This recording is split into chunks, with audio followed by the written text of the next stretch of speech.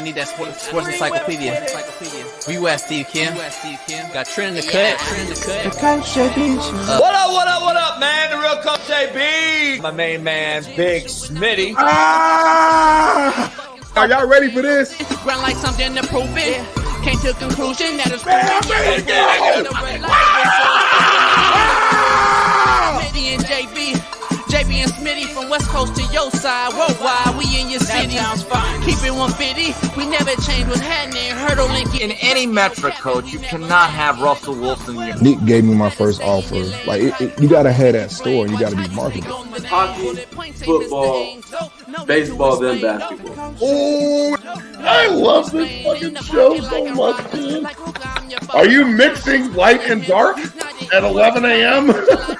I'm elated that I can be able to coach, that I can be able to mentor these kids, and give them everything that I've learned over the last 20 years. Smitty and Jason Brown, killed it, yeah, it's a rap. We what the game's been missing, we switched it and filled the gap. Smitty and Jason Brown, we killed it, yeah, it's a rap. We what the game's been missing, we switched it and filled the gap. You are now tuned in to the Coach JB Show.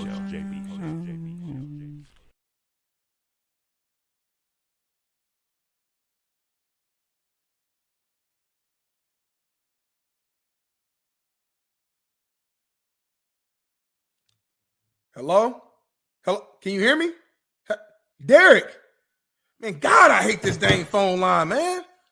I'm sorry, JB. I spent all this dang money on this phone line, and the signal was horrible. I don't get it. Guess what? All right, appreciate you. We got a new deal with Mint Mobile. I just saved your whole life in phone drama. Mint Mobile is now a new proud sponsor of the Coach JB Show with Big Smitty. Stop playing. Your problem's been solved. We got a partnership with Mint Mobile? You talking about Ryan Reynolds, Mint Mobile? Stop playing right now. Hold on. Let me Google this real quick. You can try mintmobile.com/CoachJB and get 3 months free when you use the promo code CoachJB. Hey, man, I did a quick Google search real quick to make sure you wasn't playing around. They got plans as low as $15? They got plans for $30, unlimited everything. Speed, coverage, data, access to 5G, unlimited talk, text, mobile hotspots. You can talk in Mexico, talk in Canada, and they're built on the nation's largest 5G network. Are you kidding me, JB? Hey, and everyone wants to know how hard it is to switch to your service. Big Wireless wants to think it's hard. They want you to think it's hard, Big Smitty, but switching to Mint is super easy thanks to digital eSIM cards, which most phones now have. You can sign up and activate immediately right on your phone from the comfort of your own home. Mint Mobile does it all. Short, fat, skinny, and tall. That's why the Coach JB Show with Big Smitty is proud new sponsor using promo code CoachJB. Try mintmobile.com. This is where it's at. We got it, Big Smitty. So, hey, I'm switching over to Mint Mobile right now, JB. I'm done with this company I'm working with. They crazy. The line, it never works. The signal is out, and it costs too much money. I'm going over to Mint Mobile, JB, and y'all should do the same. Big Smitty, I'm calling you right now. JB, Mint Mobile. Mint Mobile, clear as day. I hear you clear. The new promo code Coach JB right here, 3 months free. Mint Mobile, try mintmobile.com/CoachJB and get you there free. 3 months off, family deals, all deals, short, fat, skinny, and tall. Mint does it all. Proud new sponsor. Much love. We'll see you later. Peace. Camp Crystal Lake is in the building. What up, what up, what up? The real Coach JB. We're here live in the building. It is T-Rich Thursday. Trent Richardson Thursday as he joins us live after a couple weeks off. He's been sick, under the weather. T-Rich going to pop in here early.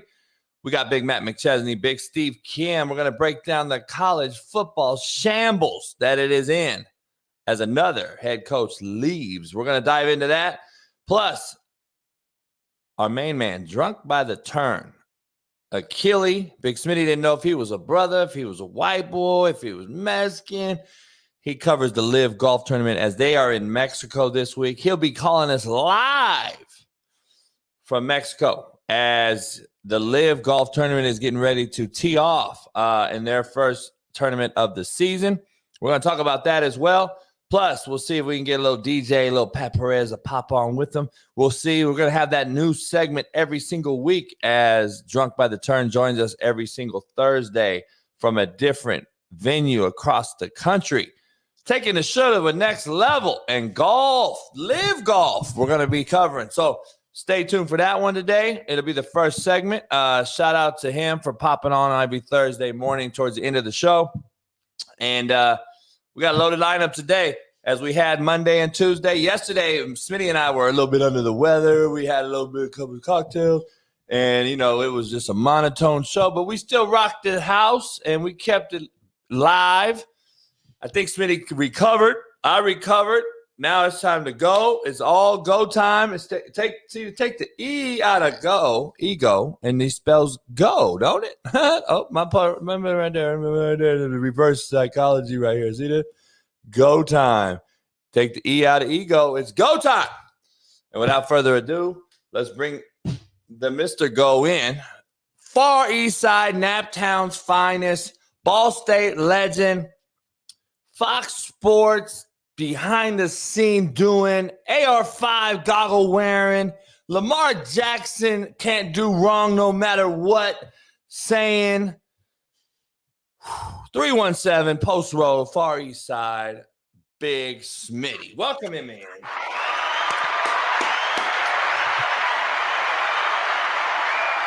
I like that. I like that. What's going on, y'all? Post Road is in the building, baby. Far East Side, Naptown 317. We back again Thursday morning. Tune in. What are you watching right now? Your favorite radio station and show. Coach JB Show with Big Smitty live on Thursday. And Smitty eats avocado toast in the morning. Hey, hold on, JB. Have you ever had avocado toast? No, I can't do it. Can you please try? Can we put it on tape? It's white people shit to a fifth power. I can never do it. I don't know how you've done it. I don't know how you haven't been called out by your homies in the hood. Like I just don't see. If I ate it, I'd be called out. I probably couldn't go back to the hood. So I can't do it. But you are white though. Even though you're from the hood, you are white. So white people's shit is your core. But see that people don't see me that way. True story. Want to hear a true story? Yep. Keep it all the way real. Don't lie. Head coaching job at Compton College. I got the job, right? And the president, the board of trustees, everybody's black. Everybody at Compton College, right? So I grew up there, I played there. Obviously, my dad went there. Everybody went there. And I take the job as the head coach. And we got a press conference, junior college, not a press conference like nationally, but we had a little thing on campus. So the president and the board of trustees wanted to welcome the new head coach, me. So president comes up there, hood cat, OG, Olympian gold medalist, by the way, Ulyss Williams. So he goes, pops up, gets up there, and he's like, we want to welcome my boy. Woo. He does a little speech, and he's like, I come up there. Yep. And he's like, everyone told me that we hired a white boy as a head coach. And and like the way he said it to everybody, he did not. He was dead ass serious. Like, who is he? Where is he?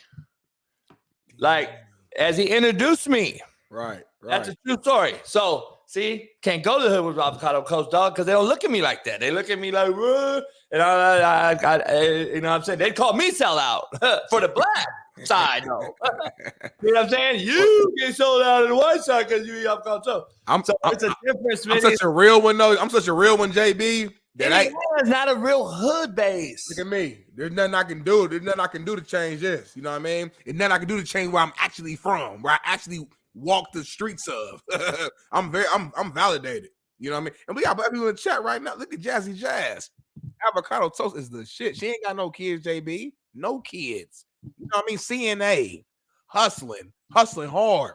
This guy have a bad relationship with a bum. Now she out here independent doing her own thing. And she said avocado toast is the shit. You know what she's talking about? Yeah, white girl.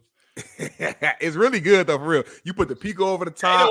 Jada straight hood. Like Jada, it is no more hood than like South Central LA. Like Jada, just looking at her picture, is the epitome of a hood, straight hood girl. She is from the hood. She ain't got no, like, there ain't no, like, you can't miss on her picture and tell me that she not from South Central, like, straight from the bottoms. I can see Jada wearing like a full Dodger all blue fit with the leg sleeves rolled over, some long socks. Probably red.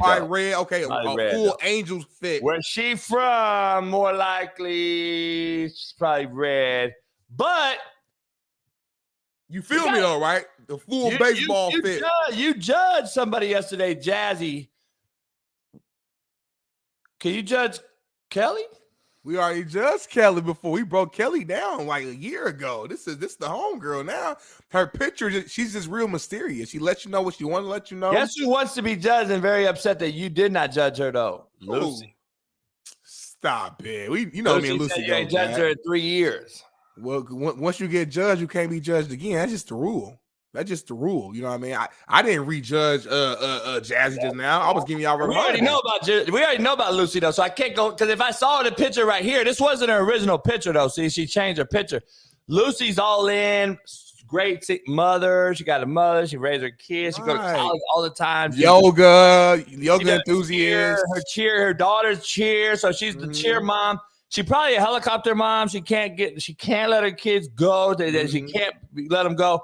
She really monitors them, makes sure that the girl don't mess with any football players. If she do mess with football players, they got to be scrubs. They can't be the starter because the starter will do the daughter wrong, and she know that. And then she'll go up there with a strap and like so. She want to make sure that her daughter messes with the scrubs. Yeah. And then not a starter because a starter, he a player. Yeah. She makes sandwiches for the team, like honey and like peanut butter sandwiches. She do the orange slices. She all that. She juices, little huggy juices. Yeah. Yeah. She do like she throws huge reunion parties every year. Yep. Capri Suns. Fucking major reunion in the backyard. Like it's a full-on fucking thing. Like this is that mom. Yeah. Capri Suns and shit. You got the kids poking the straw through the back, fucking it up, all type of stuff. Yeah. That's right. No doubt. Blake, Blake might choke your ass out. Like, I think Blake a super duper nice dude. A little shorter, right? So when he was younger, had a few natural insecurities, which is totally fine. I was a chubby guy. We all had insecurities at one point in our life. So because of that, though, instead of just complaining and crying, he said, you know what? I'm gonna change that. So he got heavy in the gym, like crazy. He eats right. Keto diet. He watches he like balances out, measures everything he eats. Everything's in a cup. Like he really truly measures everything he eats, his fucking schedule in a line. He's very disciplined in what he eats, works out all the fucking time. Now his confidence is through the roof. And he letting people know, like, yeah, when I was younger, I was small, but now rock with me now. Loves Kansas City. He swears up and down they got the best barbecue, but they don't. It's not even like top 10. But he thinks they do. He thinks it's actually dried out and it's horrible. Anyway, let's get into this show, man. We got a loaded lineup today. We got to get right into it. We've already wasted 15 minutes, Smitty, of you talking. We got 15 minutes now, so go real fast in the next 15 minutes. Super fast. Hella time. All right, so first of all, let's get you started with the quote of the day. This is the quote of the day brought to you by betonline.ag. Use the promo code BELIEVE, BLEAV, get you 50% off once welcome bonus. You got NBA, Major League Baseball, NFL, Super Bowl ready right around the corner. BetOnline where the game starts. All right, now, we'll start right there. Nobody can do what we do on this show because we're the real show on planet Earth. I haven't talked to Smitty in 24 hours. We were really, really loaded last night. We had to get sleep. We had to recoup. Smitty promoting this thing in Indiana. He's got ballers and players and club. He got all this shit going on. So we got all kind of shit going on. But let's get you quote of the day. Quote of the day. Challenges are what makes life interesting. Overcoming them is what makes life meaningful. You got to overcome the challenge. I like challenges, Smith. I like them because they always say, you can't do that. You can't do that. Like, really? So I put a quote on my door. I said, greatest thing in life is doing what they said you cannot do. So I love challenges. Overcoming them even makes my dick harder. Contrary to belief, I got two heavy hitters today, Smitty. Brought to you by Prize Picks. Go ahead over to prizepicks.com. Prize Picks /prizepicks.com. Use the promo code Coach JB. As we are fast forwarding the show, contrary to belief, humility is not thinking less of yourself. It's thinking of yourself less. Ooh, man. Say it one more time. Say it one more time. Humility is not thinking less of yourself. It's thinking of yourself less. I can't even say none of that. Like, it's so Less strong. yourself of thinking, it's yourself of less thinking, not is humility. Say it backwards. Oh, you just rewinded that motherfucker. Like a Less battle yourself rapper. of thinking, it's yourself of less thinking, not is humility. Now, fast forward. Humility is not thinking less of yourself. It's thinking of yourself less. Contrary to belief, Every time you fast forward, I'm gonna fast forward.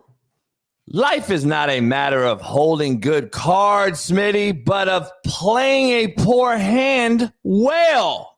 Ooh, playing a poor hand well. You got to know how to bluff. You got to know how to play it all. You got to have poker face all the time. You don't know what I'm doing. I'm serious. Life is not a matter of holding good cards, but of playing a poor hand well. Life is not a matter of holding good cards, but of playing a poor hand well. Come on, man. JB, I've been bluffing my whole life. You don't know what I'm doing right now. Motherfuckers think I'm rich out here. Bluff, but you can't be fake, though. Exactly. Because Poll sometimes question. I'm not bluffing. Sometimes I got good ass hands sometimes. You don't know what I'm doing. Sometimes you don't know what I'm doing though. Poker face. Poll question. Is Micah Parsons on his way to being a bust? No. Ooh, Not Smitty, impossible. Smitty can't wait to defend Micah Parsons. I can't wait to absolutely demolish this sound motherfucker. crazy. And Smitty's take on Micah Parsons right here and live. Start the show off with a poll question. We're not even in the hot part yet. It's fucking crazy to even ask that question. He's already it's already done too much to even be a bust. He's already done too much. It's too late. no, he It's too hasn't. late. It's He's too late. 3 years in the league. And he's balled all 3 he years. hasn't balled. Double-digit sacks in the conversation for defensive player of the year. Stop. An interesting take. What is it? What is it? I think Micah Parsons is the most enabled, gifted athlete on the Cowboys. But the enabled part is why he, in my opinion, is the laziest player on the roster. I truly believe he'd rather prep his time doing a podcast. There you go, bro. Hear me out. Than to understand the defense in totality so he can play linebacker more or less often and understand that playing linebacker takes a lot more studious time studying every possibility when the tight end's on my side. Are we reducing and going to an over front? Are we moving it fucking front? The linebackers got to do a lot of that. Micah don't want to do that. Smitty, he wants to do a podcast. So guess what doing the podcast allows him to do? Put his hand in the dirt and just rush the passer. Get upfield. I don't got to worry about the front. I don't got to worry about the coverage. I don't got to worry about who's the back out to my side. I don't got to worry about the tight end reroute. I don't got to worry about mugging the tight end at the line of scrimmage or not. I don't know anything about adjusting the front. I don't want to deal with protections. I just want to rush the passer one-on-one versus the tackle. I believe he's lazy. I believe he'd rather do a podcast because that's what he does best is talk, and he does not show. He was a no-show in the biggest game of his life so far, Green Bay. He was absolute no-show, and it hurt the Cowboys' defense by putting him in one spot when basically you can move him around and put him at linebacker and be multifaceted with the most freakish talent guy on the roster. He refuses to learn the defense, in my opinion. My humble opinion, I think he's taking that as a cop-out so I can just play this and do my podcast. The Cowboys are going to continue to cowboy. Big Smitty, give me a 2-minute rundown on my rebuttal, and then we're going to dive into Micah later in the show. But go ahead and give your rebuttal to what I just said. As a former D lineman, you don't need to know everything. See a little, see a lot. At the end of the day, his job is to be a dominant pass rusher for that particular team. That's what he needs to focus on. That's not what he was, though, Smitty. He just went to that this year. He doesn't need to be. He doesn't need to be the middle linebacker calling the strain. Strong left, moves to the right, not right, not right. That's not what he's doing. He is a glorified. He's a defensive end. He's a hybrid defensive end. Don't get me wrong. He stands up sometimes. Every now and then he'll drop back, but he's not the middle linebacker. He's not the guy, with the. I think they call it the green dot. I think is what they call it in the NFL. The guy who actually calls the plays. Micah's not a middle backer, though. My point being is that, but he's an outside backer. You're talking as if he should have that. That's our responsibility or you similar still got to role. know outside backer. You got to know everything. Of course, you got to know it, but at the end of the day, you don't. Listen, man. Smitty, you know damn well defensive end, you just go rush the passer. I hear you, but that's what I'm saying. I guess my argument is whether he knows or he doesn't know it. I don't know what the man knows. I know that he is a veteran for that team. Moment of silence. Okay. It's fucking raining again. Hey, timeout. I woke up at like 4 or something this morning, and my new spot's kind of big, so my room is all the way in the back. So I woke up and I just heard like a whole bunch of noise. I'm like, oh shit, somebody broke in. Let me go and get my little thing so I can go take care of them. But I focused for a minute. I was like, oh, it's rain. It's pouring hard though out here. Like, it's been pouring out here for hours. I don't know what's doing. It's rain, dog. I hear it all like for 6 straight days. I gotta let it clear up just to get ready for a Super Bowl party that I'm hosting. That's gonna be better than Smitty's the Indiana fucking party. Nah, so that Indiana part would be crazy. I ain't gonna lie to you. It's gonna be crazy. The Indiana thing. I saw you got Justin Jefferson, huh? Jefferson's pulling up, doing it. Shout out to your boy for the Vikings, because we know you didn't have any say on that. Yeah. So shout out to Sheldon to get him in there. We got Keith, like a hater. We got Keith Lee, a hater that just skips over you and be like, shout out to Sheldon for getting him in there, and like he didn't give me no credit at all. I ain't do shit. Look, I ain't been grinding. I ain't been doing. I ain't got nobody invited. I ain't been on the phone with these influencers. I ain't did nothing. Hey, me and my boys used to do that on purpose. Fuck with each other. Like when somebody had a thing, and we just skip right over the motherfucker who's hosting it. Like, shout out to motherfucker. the exact person. That's a big get though. Yeah, no, it really is. No, I mean, I was excited to, especially the young people, the kids, man. I said we're doing this event for the young folks at the end of the day. So we've been talking to all the high schools. But you can't get them on the show, but you get them to your personal event. That's cool. Good selfish act. Yeah. It's for the kids. It's for the kids. It's for the kids. We got a kid too. He's doing it for free for the kids. You know what I mean? Got kids in here. Hey, JB, look. Hey, JB, go steal a kid just for the show. Have them sitting right there in front of them. Just like we got kids on the show, Justin, if you need it. Until T-Rich gets in here, man, there's a lot to discuss. And I know we started with the poll question, is Micah Parsons a bust? We're going to dive into that, but drop your comments in the chat. Big Smitty, before we get to the thumbnail, which is college football in shambles, and T-Rich will join us in perfect harmony, along with Big Matt McChesney later on, and Steve Kim. We're going to get their take on all this on the thumbnail, which has major coaches running for the doors on the thumbnail. I love the thumbnail today. Shout out to Joel Baker. Bailey, by the way, in the behind the scenes, been making some fire thumbnails now. They got our face on them. They starting to get a lot of traction on the show. Shout out to Bailey busting his ass behind the scenes. I really love Bailey, man. I know we talk about him, but like he's been since I've been on the show. I don't know who you dealt with before, but he's been the most consistent person we've had. Like just a hustler, whatever we need. He sits on Derek. Whatever we need, like this man will do everything. Graphic thumbnails. Derek misspelled the shirt. But in a weird way, I appreciate that because it's like it kind of adds humor to our show. Derek is the flavor of the show. Yeah, you gotta have Derek. Like Erik with the wrench has one of the most iconic moments on the show. You weren't here yet, Smitty, but a truck driver.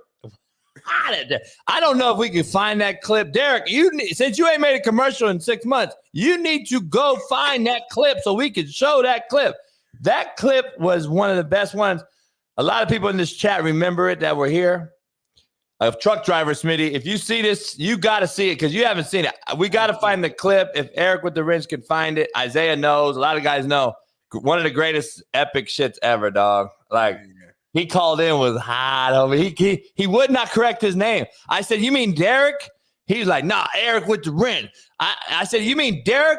He's like, nah, Erik with the wrench on his, because he had a wrench on his name because he was a moderator. Oh, okay. I was like, where did the wrench part come from? He was a brother, truck driver. This motherfucker was a hot country than a motherfucker. He pulled over the truck on the side, driving a diesel truck, homie. Yeah. Who's he mad at? He was mad at Derek. Like, what did Derek say? Derek, because Derek was typing to him in the chat, homie. Oh, dog, it was one of the greatest scenes of all time. We got to get that and make it a commercial. Got to make it as a commercial. But college football is in shambles, and another head coach leaves Boston College, Jeff Hafley. I know Jeff very well, and it's your cousin. I want to tell you what he said, but he's headed to Green Bay to be the DC. And They're leaving for the door, man. Harbaugh's out. Halfley's gone. You never would have left a head coaching job at a Power 5 school to be a DC at Green Bay. You probably leave Akron or Ball State. No offense to those, but you would leave those guys because guys leave those jobs. Big Smitty, those guys leave to go to Alabama to be a coordinator. Right. They would definitely go to the NFL. But he don't go to an NFL to be a DC. It's the Green Bay Packers though. Like, it's the most legendary franchise in the NFL. I could argue. Yeah, and the NIL was the hammer, the nail in the coffin to me. The NIL issues that's happening right now with suspensions and fines and all this shit and investigations at Tennessee and Harbaugh getting suspended. Dog, there's no way you can't tell me in my heart of hearts that Saban didn't leave early, Harbaugh didn't say fuck you, and you don't see guys running for the doors. And any NFL opportunity that pops up, they're going. I'm just telling you, they're going to see a lot more. And I wouldn't be surprised if a few more happen here in the next few days because McDonald just got the Seattle Seahawks job, is going to have to hire a coordinator. I would not be shocked if he goes after a head coach. And clap it up for Mike McDonald. He's the new head coach for the Seattle Seahawks. Is it McDonald, like McDonald's or McDonald? It's McDonald. But another coach that basically has benefited from being titled as a D coordinator, even though I know Harbaugh that's his shit. This is another coach, like a Mike McDaniel in Frisco, like a lot of these guys in Minnesota, who was McVay's titled offensive coordinator. He got a job. These guys will get jobs. That's the head coach's job. Get you where you could not get yourself. So shout out to Harbaugh to get this guy a job. But let's be honest, this guy hasn't been a D coordinator very long. He's been more of a position guy who got the title. And now guess what? People think he's the reason behind the defense in Baltimore, and he gets a head job. It is what it is. So it sounds like you're leaning towards he wasn't the reason, and it sounds, based upon your tone, and it sounds like you're leaning on the side of you're not confident that he'll be a good head coach based upon your tone. So I am making accusations. I am assuming you did not say that. I'm making that clear, but I'm reading tone. I'm a real good tone reader. You would be correct. So let's move on. So college football is in shambles. We're going to dive into that, but I got to get into a morning rant and a make it make sense. I'm nervous about this. I already know what you're going to bring up for make it make sense. I got an idea based upon the week. Do you? What do you think it is about? Somebody getting tackled or something by a dude playing in a women's sport or like. I'm going to stay away from that because I heard your tone yesterday and you kind of seemed scared, so we're going to stay away from it. I ain't never scared. I'm bone crusher. Let's get into make it make sense. Oh, I love it. I love the graphics. Make it make sense, Smitty. Joel Embiid and Halliburton came out and says they shouldn't play if they're hurt. And the owners forced this upon us, this rule that we have to play a certain amount of games so we can get an award. We shouldn't risk making money, he said, Halliburton. I say you're shitting me, right?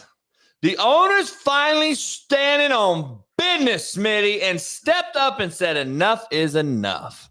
We want to see our stars play because, Smitty, the corporate sponsors who fund us now are getting pissed off sitting in the press box and can't see Kawhi Leonard, Paul George, Joel Embiid, Jason Tatum, Kyrie Irving, etc. play on a nightly basis. Kudos to Adam Silver for putting this in, but Adam, I know why you did it. Adam, you did it for money. Money talks and bullshit walks, and you know you got to appease those corporate sponsors because no longer does the fans matter. The NFL showed you. Now the NBA showed you. So make no mistake about it, Adam Silver. We know why you're doing it. But I also don't feel bad for these players. You can't show up to work every day without missing a game that you make millions of dollars at, players. I don't feel bad for you at all. Now, if you're injured, we know why you're injured. We know you're injured, and you will have an injury report that says he cannot play. But if you're hurt, we've done it forever, dog. Joe Dumars and Isaiah Thomas and everybody like Magic and Larry and all the players before did it. They played 80-plus games. Jordan, Kobe, everyone's done it. Dwight Howard never really even missed games. We've seen it happen. It can happen. You have luxury jets now by yourself. They used to fly charter, Smitty. Charter with just you and I, regular Joes, talking to him on a plane. United, motherfucking helicopter. It could have had like Major League Baseball had duct tape on the goddamn window. Now they got private charter.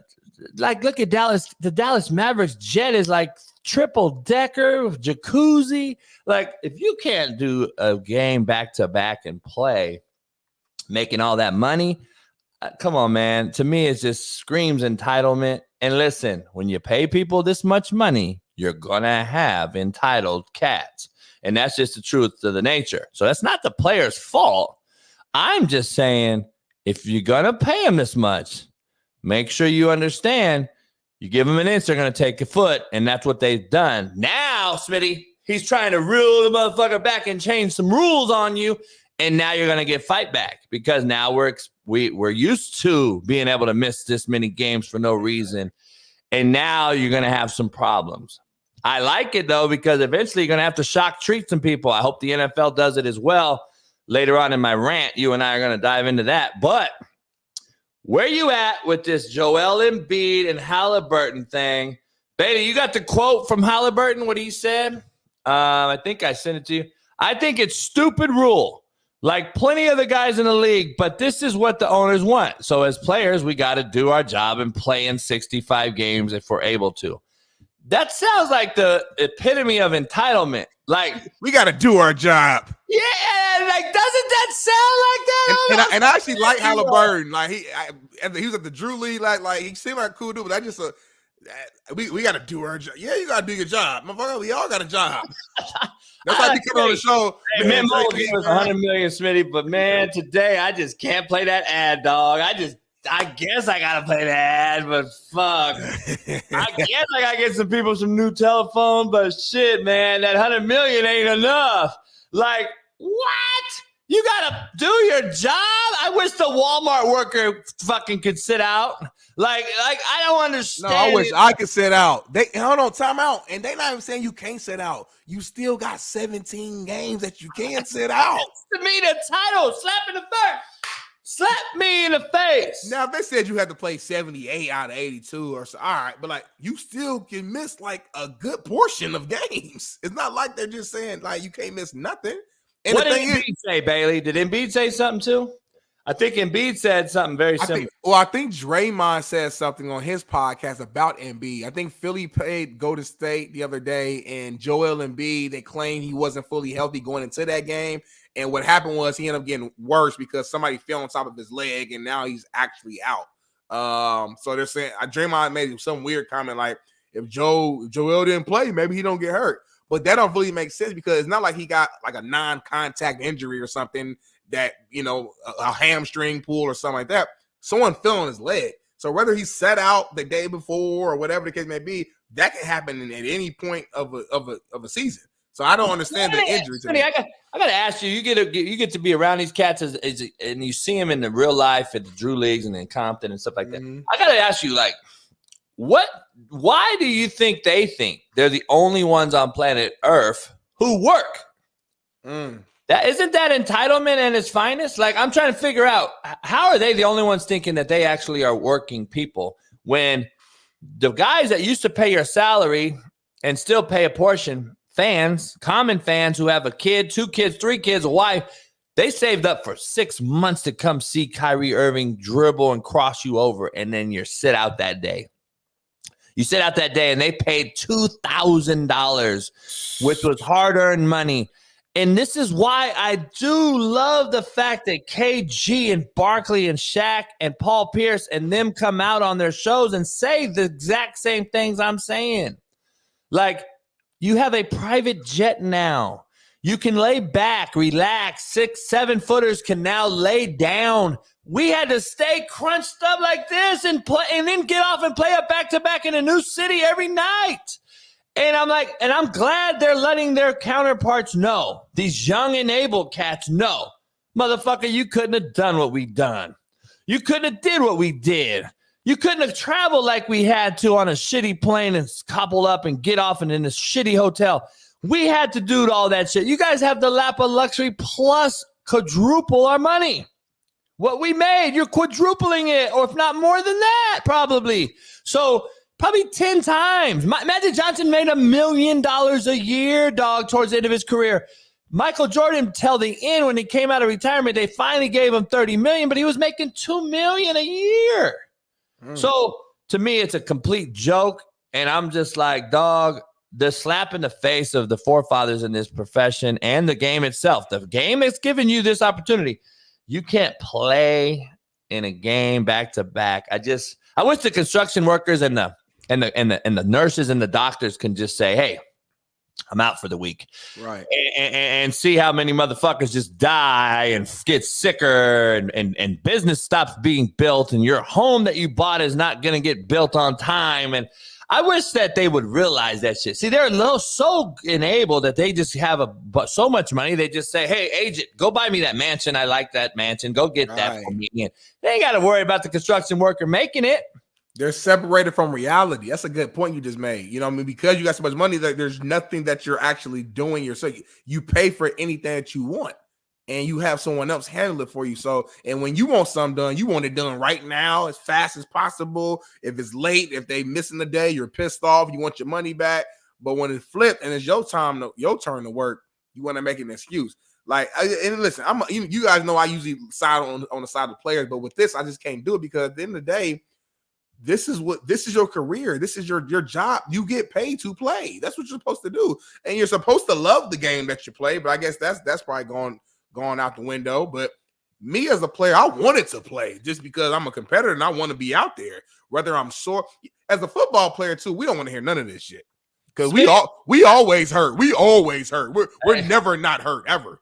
That's why I'm glad Kendrick Perkins said what he said on McAfee, because he said these guys play with broken toes, rib. He said we get a hangnail, we out. My guy James Jones called NBA players soft yesterday on this topic. Literally, I posted this morning. He said they're soft.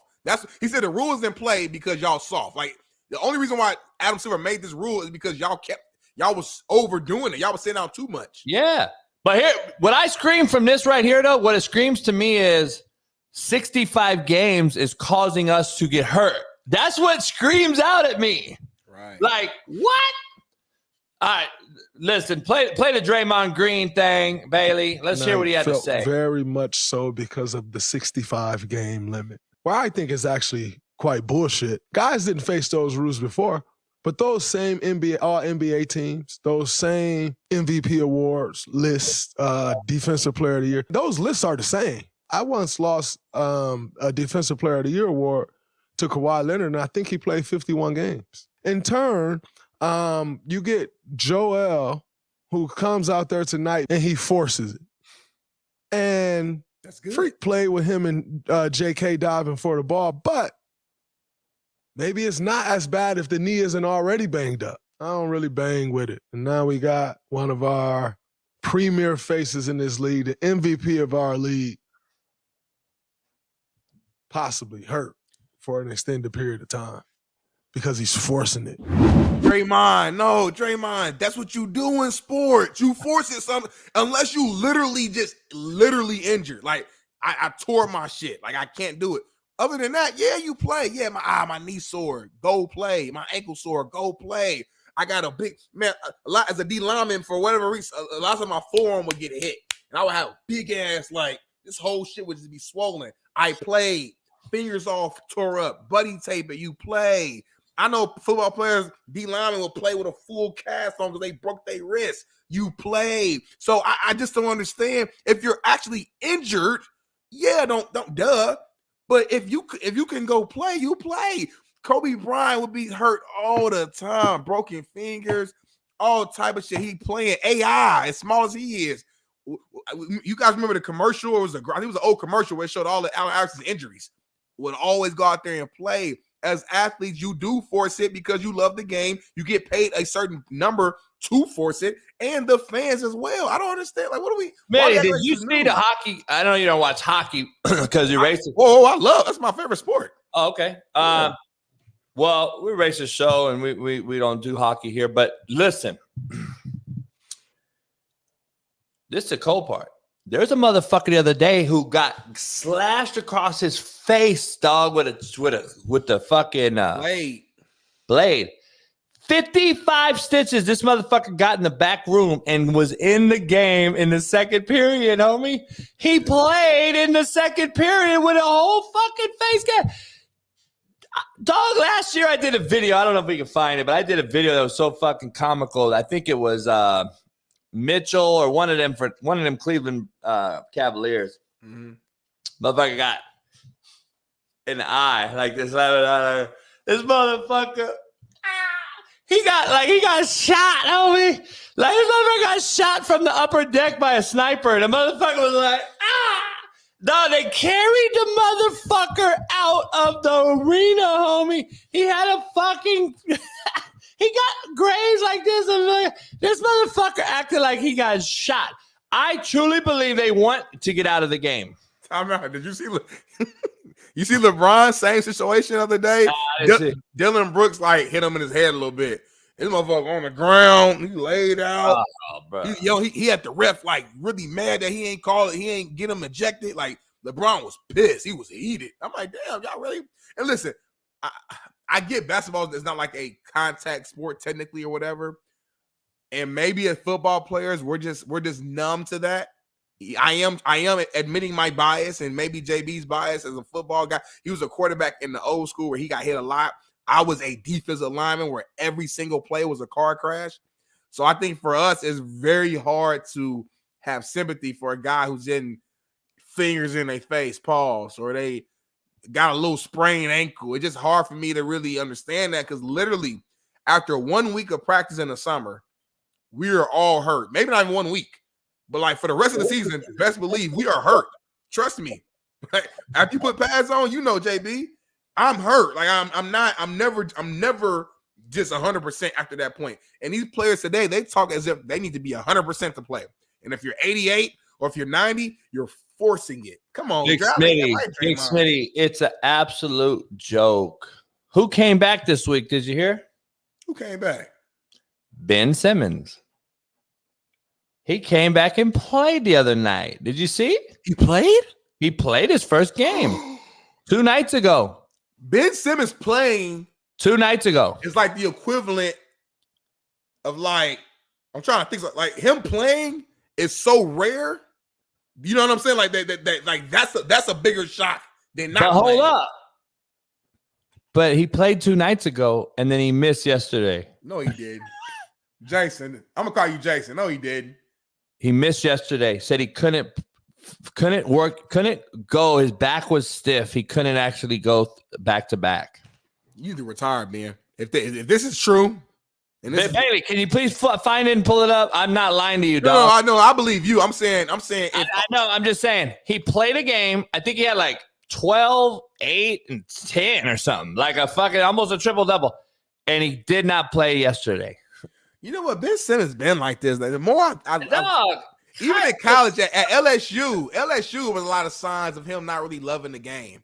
So I'm not really surprised right now, man. This dude, it's just a waste of talent.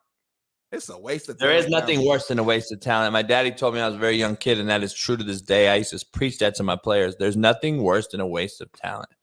Nothing. I really don't believe there's anything worse than a wasted talent. There's nothing better than a broad with no teeth. There's nothing worse than a waste of talent. It's true. All right. I got a morning rant, Big Smitty, to wake your ass up. See, that white box we could type in that thing, it seems like. That white box, there's a white box right there. I want to put something in there, like Smitty says something, or I don't know. We got to figure that out. Could be your topic. Like you let Bailey know, hey, tomorrow I'm gonna have a rant on why Lamar is actually the best quarterback in the league. Because Lamar is the GOAT. That white box. Well, I actually like that. It's white though. I was thinking that, Bailey, can we make that box black and make the text white, or does it have to be white? I want majority of it to be black if possible. That's why Why is it that the pool ball, when you play pool, the ball that hits the last ball in it, the white ball hits the black ball in the hole? Have you noticed that but you notice that a black bowling ball hits the white pins in last? Ooh. Have you also noticed that a lot of shit? I think some racist stuff that both parties thought of when they made those sports. You think a black man started bowling? I think so, yep. And the thing is, too, I'm He was so mad, Smitty. He was literally thought of that shit like during the Prohibition. He thought he's like, I'm gonna get this motherfucker, put some white motherfucking crackers down there. I'm gonna fucking roll this black ball. He was hot. And then on the other side, then the motherfucker created pool. He was like, you notice the 8 ball has a white 8. Yeah, they do. I've noticed a lot of shit is like considered black is like negative too. Why is the black well the killer well? That's what I'm about to say. Hold on. Why is black ice like the negative ice? Like when I'm driving, black ice is the shit that you scared of. Mother say I'm in the black. What that mean? I'm just saying it's a lot. Negative. What? The red means what? Positive though. And white people turn red when y'all talk. We turn pink. Y'all turn we pink, red, same shit. White people get pink. Blood be flowing. We see y'all blood travel. Like I see your face around. You got blood everywhere. I see all your shit. But you know, growing up though, I used to do so many brothers wrong on a basketball court. They called me Great White. Ooh. And a great white shark is also a killer. I heard J Kidd used to give you buckets though. I ain't gonna I heard from a little. I hacked the shit out of J Kidd. And that's why you hacked him. I had to guard. No shit. This is a true story. I had to guard Jason Kidd, Jock Vaughn, Mad Dog, Mark Matson. Hold on, Mad Dog. Yeah. Okay. Jason Van Horn. I mean Keith Van Horn. Ooh, he was a hooper. I had to guard. Baron Davis was a younger kid, but he was playing with he had another guy on his team at Crossroads at that time who played. They played Austin Crocier. Oh, so former Pacer. Yeah, former Pacer. I had to guard all these motherfuckers, and I didn't get to play a lot because I was just a football guy that came out to give them hacking fouls and be asshole, and that's what the head coach wanted me to do. Okay. Hey, we had to play some dudes. Hey, because Cali hoops, let's be honest, is the best state for hoops. Like we got the most NBA guys. Let's just keep it real. You have the largest population, so by numbers you will have more people, but per capita, Indiana, not even a conversation. Yeah. All right. Morning rant, Smitty. Show us the picture again. We got to recap it. We got the white box in there. I want to see the white box, Bailey. But it is black. A lot of black behind there, though. I like that shit. Yeah. All right, Smitty. The NFL Pro Bowl is a complete and utter joke. Let's just be honest. It is a slap in the fucking face to the forefathers, and it has become so soft and watered down, Smitty, that Mahomes can't play. Guess why? Why? Because he's in the Super Bowl. Lamar Jackson opted out because what? AFC Championship. No, he doesn't want to waste his time. He was the alternate. He was supposed to play with Mahomes. Those two were the starters. You know, they both opted out now. Well, one's playing in the Super Bowl because ironically you have the game. There's so many bad negatives to this thing. So Lamar opted out. So he didn't want to waste his time. And then Josh Allen said, fuck no. I'm playing in the Pebble Beach Pro-Am golf tournament. That's real talk, Smitty, just so you know. He said no to the Pro Bowl. I'm going to play in a golf tournament in Pebble Beach, California. So they turned to none other than Gardner Minshew. Yeah. The 70s porn star looking, great job filling in guy in Indianapolis. Shout out to Gardner for accepting the bid and going up and showing up for work, unlike the NBA players do. Why are we playing this game at this time, Smitty? Why are we playing the game at the same time as the Super Bowl, Why don't we just put the players on a piece of paper and say you are first team, Smitty, JB, you're second team, Matt, your third team, like high school and college does. Because at this point, it is a joke. It's a flag football game that is a joke, and you took it away from being a spectacle. You took it away from being the all eyes on you event. After Super Bowl, go to Hawaii, take the fam bam. It used to be a complete family, real thing. You had a little fun in games, and then you had the game that they actually hit in. It was competitive. They all got 10 grand. Now they're getting more money, and they don't even have to play. They get to play flag football, and it's an absolute joke. 2 years ago, it was an absolute joke in pads. And then they went to last year, they said, all right, these guys aren't going to hit. Let's put them in flags. And now it's a joke where you're not even getting your best players to show up to a fucking event, Smitty. Like, I don't know how many more bad things I can say about it. Like, when is Roger going to do some retracting and do what Adam Silver just did and put in some new rules that we used to have, the really old rules, but put them back in and get this game back to what it was? Let's get it back to Hawaii.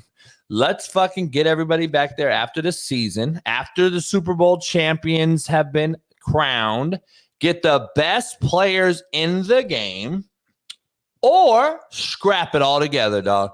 You got to scrap it at this point and make it plaques. Give out a plaque, give out an award, hang it up. Hang it up. Patrick Mahomes, you're the first team quarterback. You're or whatever, whoever the 3 quarterbacks for the starters are, the second team, the third team, put it on a plaque. It is what it is. Stay healthy, stay safe. If that's what you're going to do, don't pay them though, but give them a plaque. Let them know you're a Pro Bowler, you're a first teamer, blah, blah, blah. This is a joke. Like, who wants to see, no offense to Gardner Minshew. I love him. I think he's epitome of a footballer.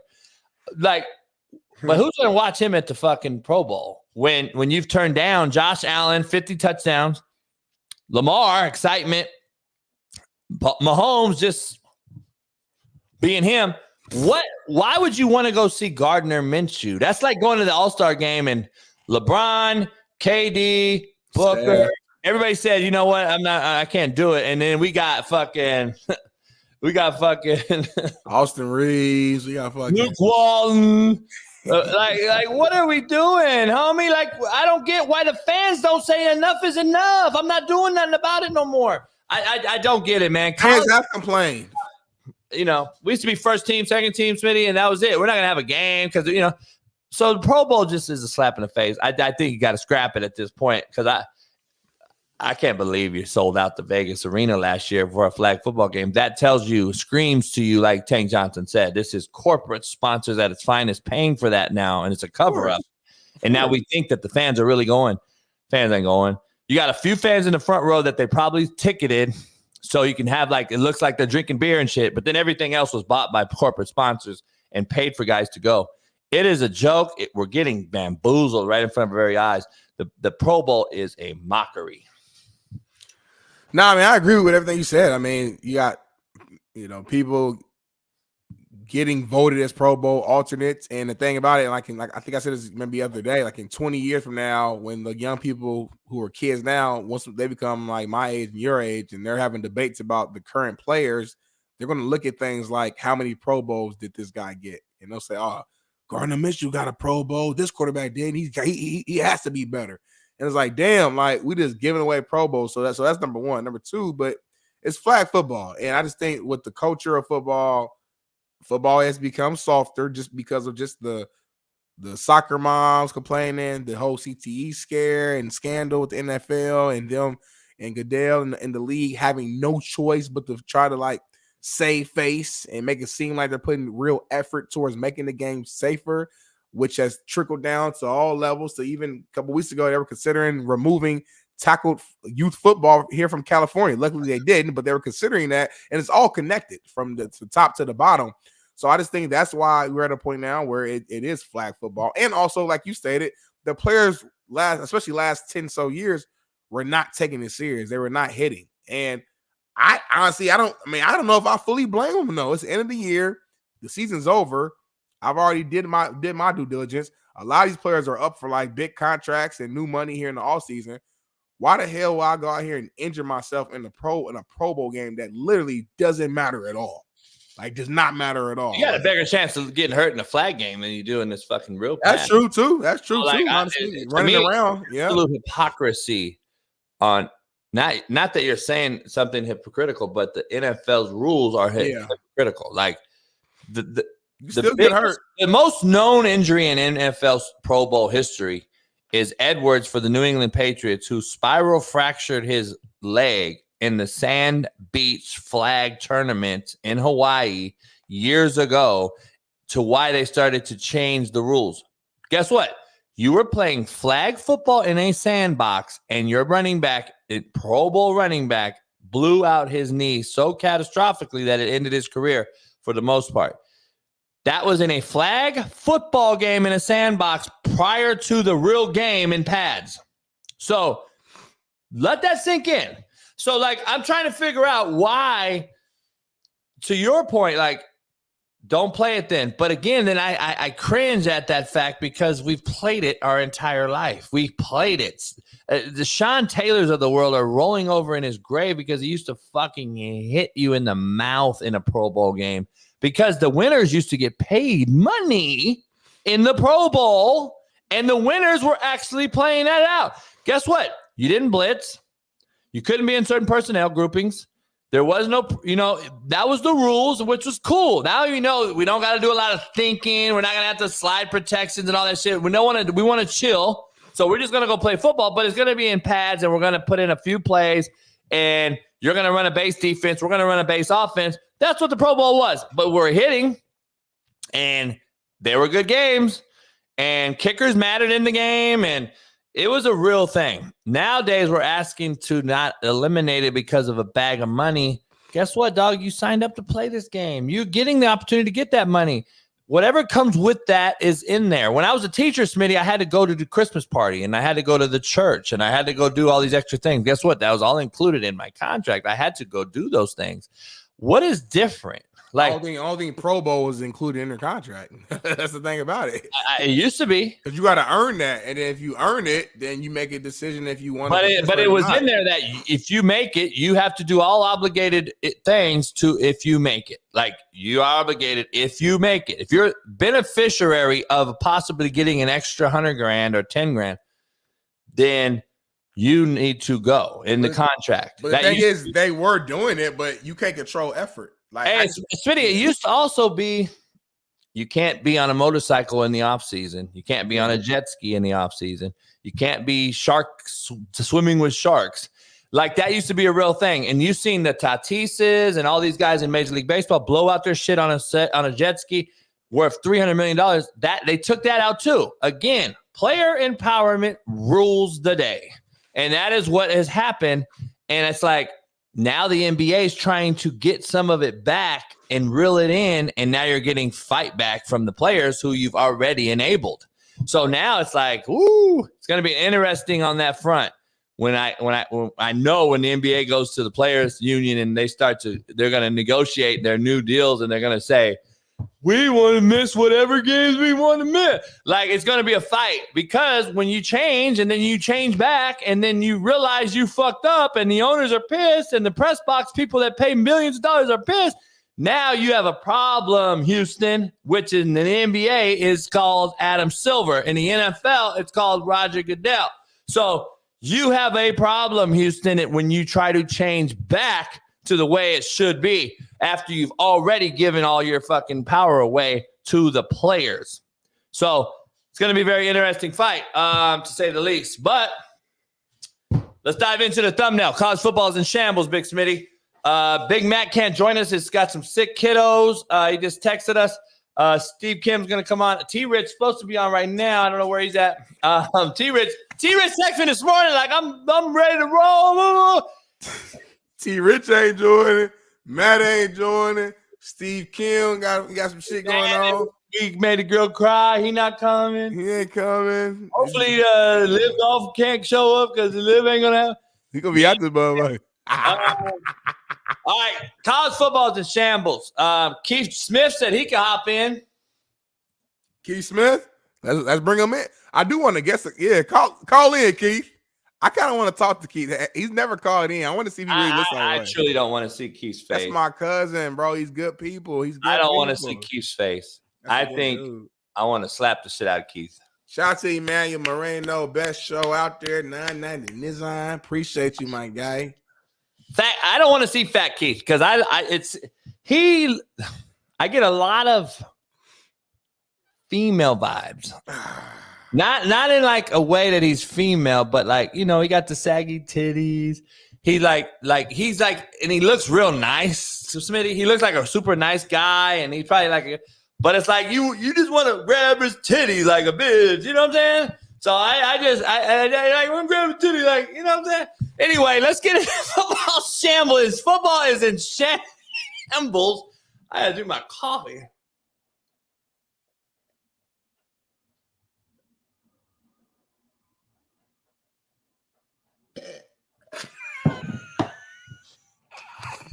I really had coffee in my mouth because I don't have the unlimited cup like you. You got the unlimited cup on CoachJBStore.com. I don't have the unlimited cup, and I ran out. Mr. Unlimited. Go get you unlimited it was cup. cold. Yeah, shit, my shit cold too. So I know my coffee was cold though, and that's nasty. I can change the temperature on mine though. If I need some hotter water to soothe the throat, Paul, I can do that. If I need it cold to just drink it, I can do that as well. So it's a cool little setup. Football's in shambles. College football, Smitty. Another head coach leaves. What? Jeff Hafley, Boston College head coach, said, you know what? Enough is enough. I'm out. Green Bay said, come on, be my D coordinator. Leave your Power 5 conference head job and come be a coordinator for a coach who probably is not a lame duck anymore in LaFleur because of what they did beating Dallas. But I look at it like smoke and mirrors. Like, you beat Dallas. Dallas is who they are. They got Micah Parsons podcast. That's really all they are. There wasn't a huge win after you look at it. Beating Frisco would have been that's what they should have did. Green Bay could be argued. Green Bay, Detroit could be in the Super Bowl right now. I don't know if he's a lame duck because of those victories late, how they played. Jordan Love's matriculation, how he's grown and gotten really, really good. One of the best QBs in the league over the last 8 to 9 weeks. So it's not a lame duck. So he's leaving Boston College to go be the DC in Green Bay. He's probably going to be there at least 2 years. He's been in the NFL before Hafley has, so he's familiar. But he left, and you can't sit here and tell me in my gut instincts, he didn't leave for a reason. And that screams NCAA. Non-caring assholes of America has just begun to ruin the sport. They're ruining this sport. And I don't know if college football that doesn't have a commissioner, Smitty, like the NBA and Adam Silver, NFL and Goodell, who's going to reel this thing back in and change like we're talking the NBA and NFL doing? There is no college football commissioner. There is nothing but individual conference commissioners that have now said, let's get rid of the NCAA. What do you do now that you see these coaches that are head coaches at Power 5 schools starting to leave? I don't think it's over. I think you're going to have more and more do it. And I think that I predict there's going to have 2 to 3 more leave before too long.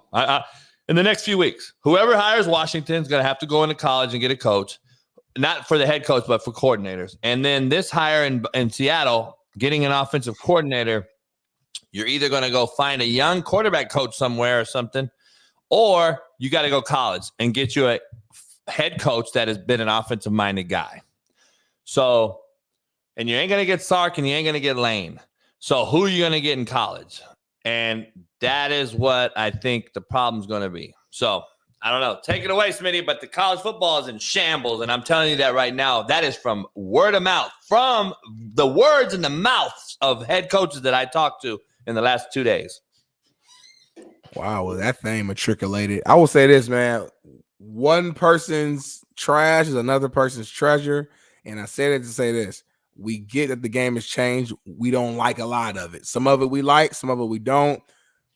But it is what it is. games have changed. The college landscape changed from the 70s to the 90s, the 90s to 05 to the 10s, and now. And I just think when change happens, you either adapt or you get out. And if you don't like it, cool, go do something else or go coach in the NFL if you have an opportunity or go get another career. But my point being, I guess my take at this point is that I'm a solution-based person. So there's two thoughts behind it. You either just complain and cry and moan about the way it is now, and it's never gonna be the same, and I don't like it, or you adapt and you adjust. So yeah, you might be right. Might be a lot of these coaches leaving, guys who are very well respected in the college sports, which I have nothing but respect for. But if they leave, that just opens up the door for a lot of these young, hungry coaches who are maybe a little bit more closer to the age of the actual players, 29, 28, and they can understand the landscape a little bit more, and they're more comfortable with the current landscape because they don't have, a decade plus, 2 decades plus of experience of the old way. So the new way is kind of like what they know anyway. So, I mean, I get it. It's tough for people who've been in the game for a long time. I can understand even for JUCO JB, a guy who's been coaching for so long, how just the way the thing is can be just very tough to grasp.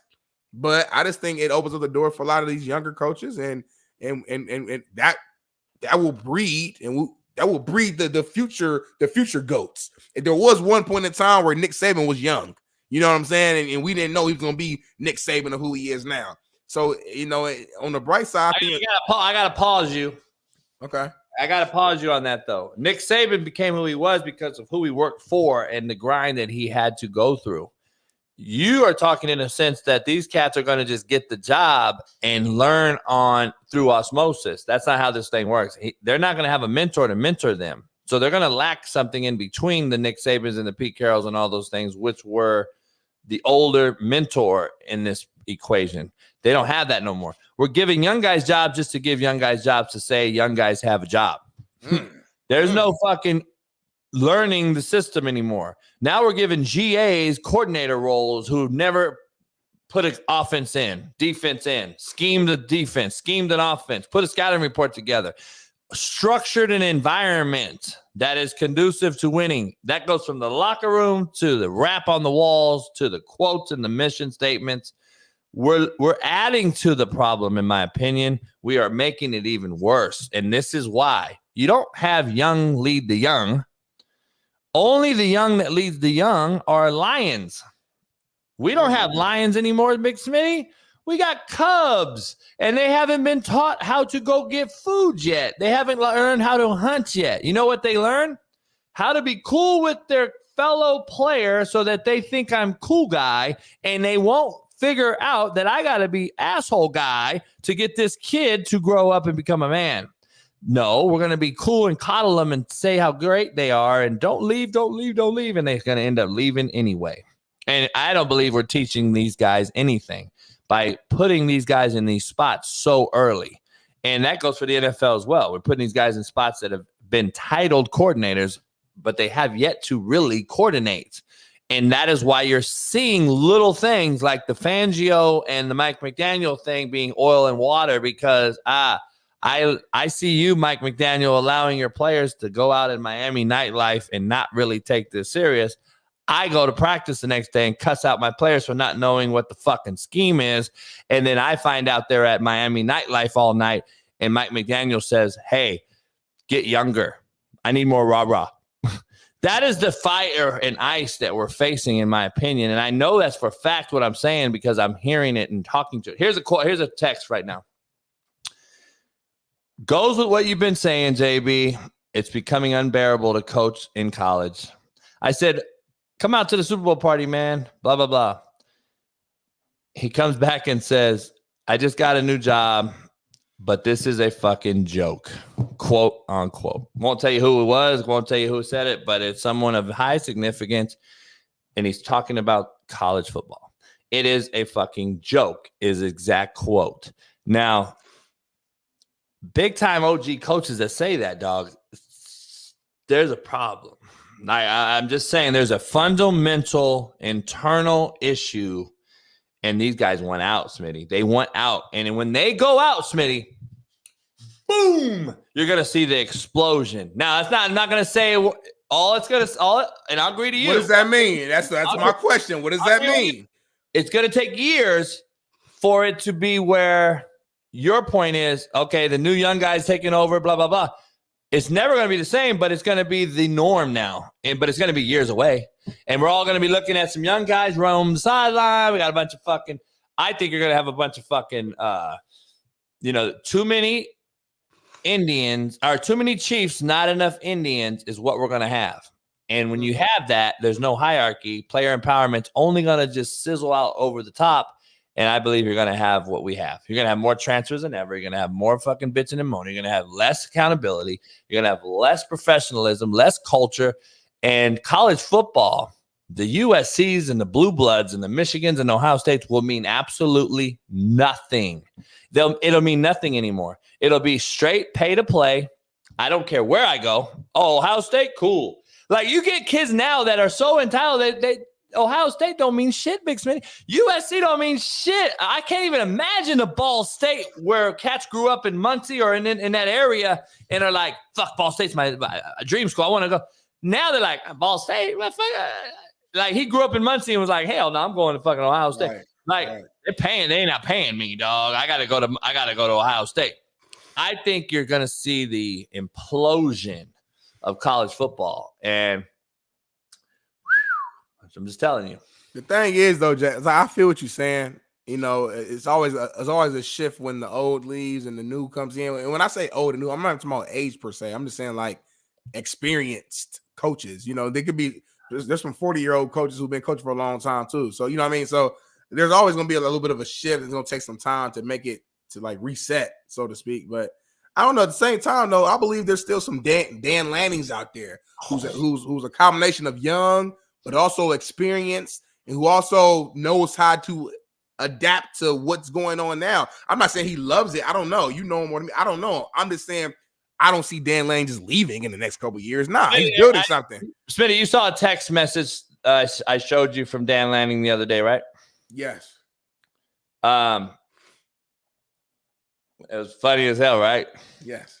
Dan's my boy. I've known Dan a long time. He's a great dude. And, you know, he watches this. So that's true, though, what he said. Like, he knows what I said is true. He showed you what I said is true. And he's like, man, I just wish we weren't so soft. Like, I wish we could talk, you know, these motherfuckers. Like, it's just like.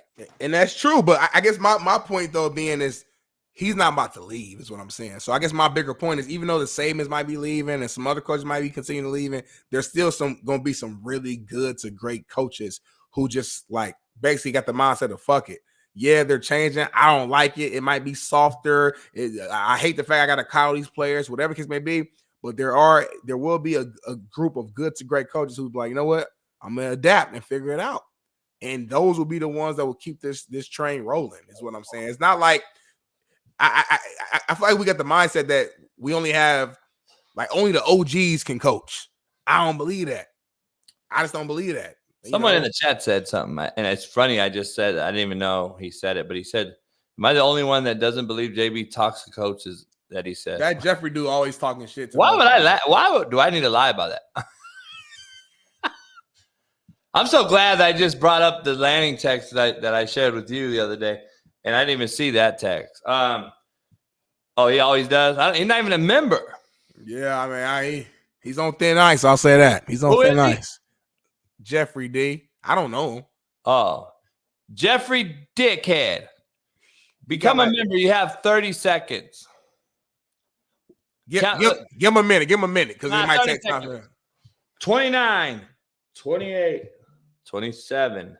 26, 25, 24, 23, 21, 20, 19, 18, 17, 16, 15. Jeffrey D, you got about 15 seconds before I block your bitch ass. 13, 12, 11, 10, 9, 8, 7, 6, 5, 1, 4, 3. Hold on. Is he lying? Is this Jamil person lying? Jamil What? Horner What? said he just did it. No, he didn't. What are you looking at? This comment said he just did it. Jamil is not even a real name. He just spelt it. He's next. I think it's Jamil. He's next. Let us start blocking everybody who's not a member right now. Fuck it. I know. That's what I used to do back in the day. I used to do it, but then you came and gave me a nice, good heart. Well, my heart's starting to turn cold hanging around you. I love it. I love it. Jeffrey D, you're out of here. You're a bitch. I don't like bitch make cat. He's blocked. All right. So, I don't even know. I never seen him before. You are the weakest link. Goodbye. Now he always be in here talking shit. Oh yeah, well he got to go. Hey Kelly, call in, Kelly. Kelly, call in with the bubble gum. Seahawks hire Mike McDonald. Rewind. Say it again.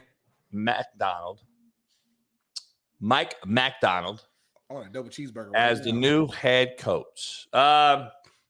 Somebody's face makes me want to go eat a double cheeseburger and a 10-piece McNugget. I don't know what it is. He screams, "I'll do your taxes right now for fucking $200." Like, he doesn't scream football coach to me, but Patrick Queen loves him. So we'll get Patrick Queen back on. He's fishing. We'll get him back on and break down Mike McDonald. Queen Patrick endorsed him on a tweet yesterday and said, "No one's more deserving. Go do your thing." Listen, a lot of the dope Ravens defensive players are free agents and up for money. So don't be surprised if he takes a few of them people with him. I'm gonna leave it at that. This is the thing, though. If you see tweets that say no one deserves better, go do your thing, screams to me that you could go our head. I know who really calls a D. Like, that's what it screams to me. I want to see the tweet that says, no, don't fucking go. We got to start over. You're not going to see that tweet because a lot of these guys are titled coordinator. Oh, shit. Shit. It's a ghost. Hold on, dog. They said the rumor is that Nick Saban retired and T-Rich retired from the Coach JB show. This dude right here, the ghost of Christmas past. I ain't seen him since 2023, early in the year. Happy New Year. Happy New Year. Happy New Year. Merry Christmas. Happy Thanksgiving. Happy Halloween. What my boy Trump? Hey, what my boy Trump be doing? Hey, is you driving? He ain't got he driving no hands. Yeah, you got no hands. You got the Tesla that drive itself? Nah, not the Tesla, I got something though. You know, I got the family car today. I'm in the family car today, man. So he driving with his knees, JB. He drive, black people, we drive with our legs and shit. You know, Hey, T-Riz, we're not taking too much of your time. We got about 10 minutes with you. We appreciate you jumping on. Let me ask you right up out the gate, though.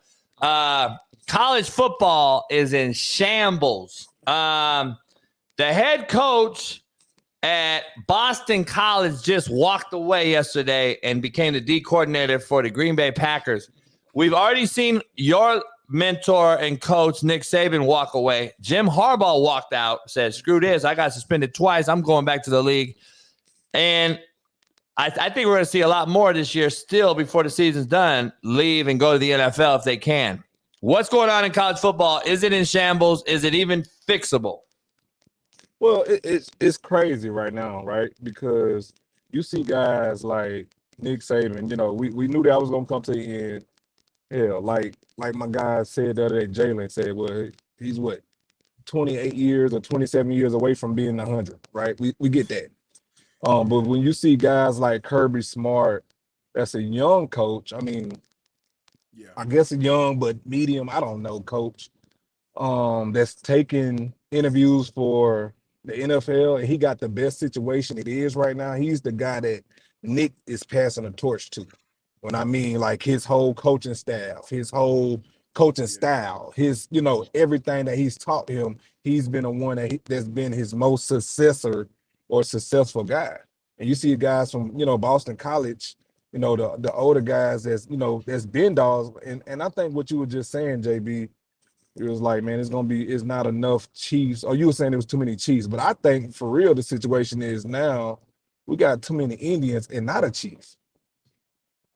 And Yeah, it could be that way. What I mean by that is like, we No got leadership. we got a whole bunch of role player guys, a whole bunch of role guys that's on a coaching staff who don't know how to be the chief or has never been taught to be the chief, never been in a situation to be the chief. Like, what are coaching, you know, what are we teaching these kids? And I talk to these parents all the time, man, and these little league coaches.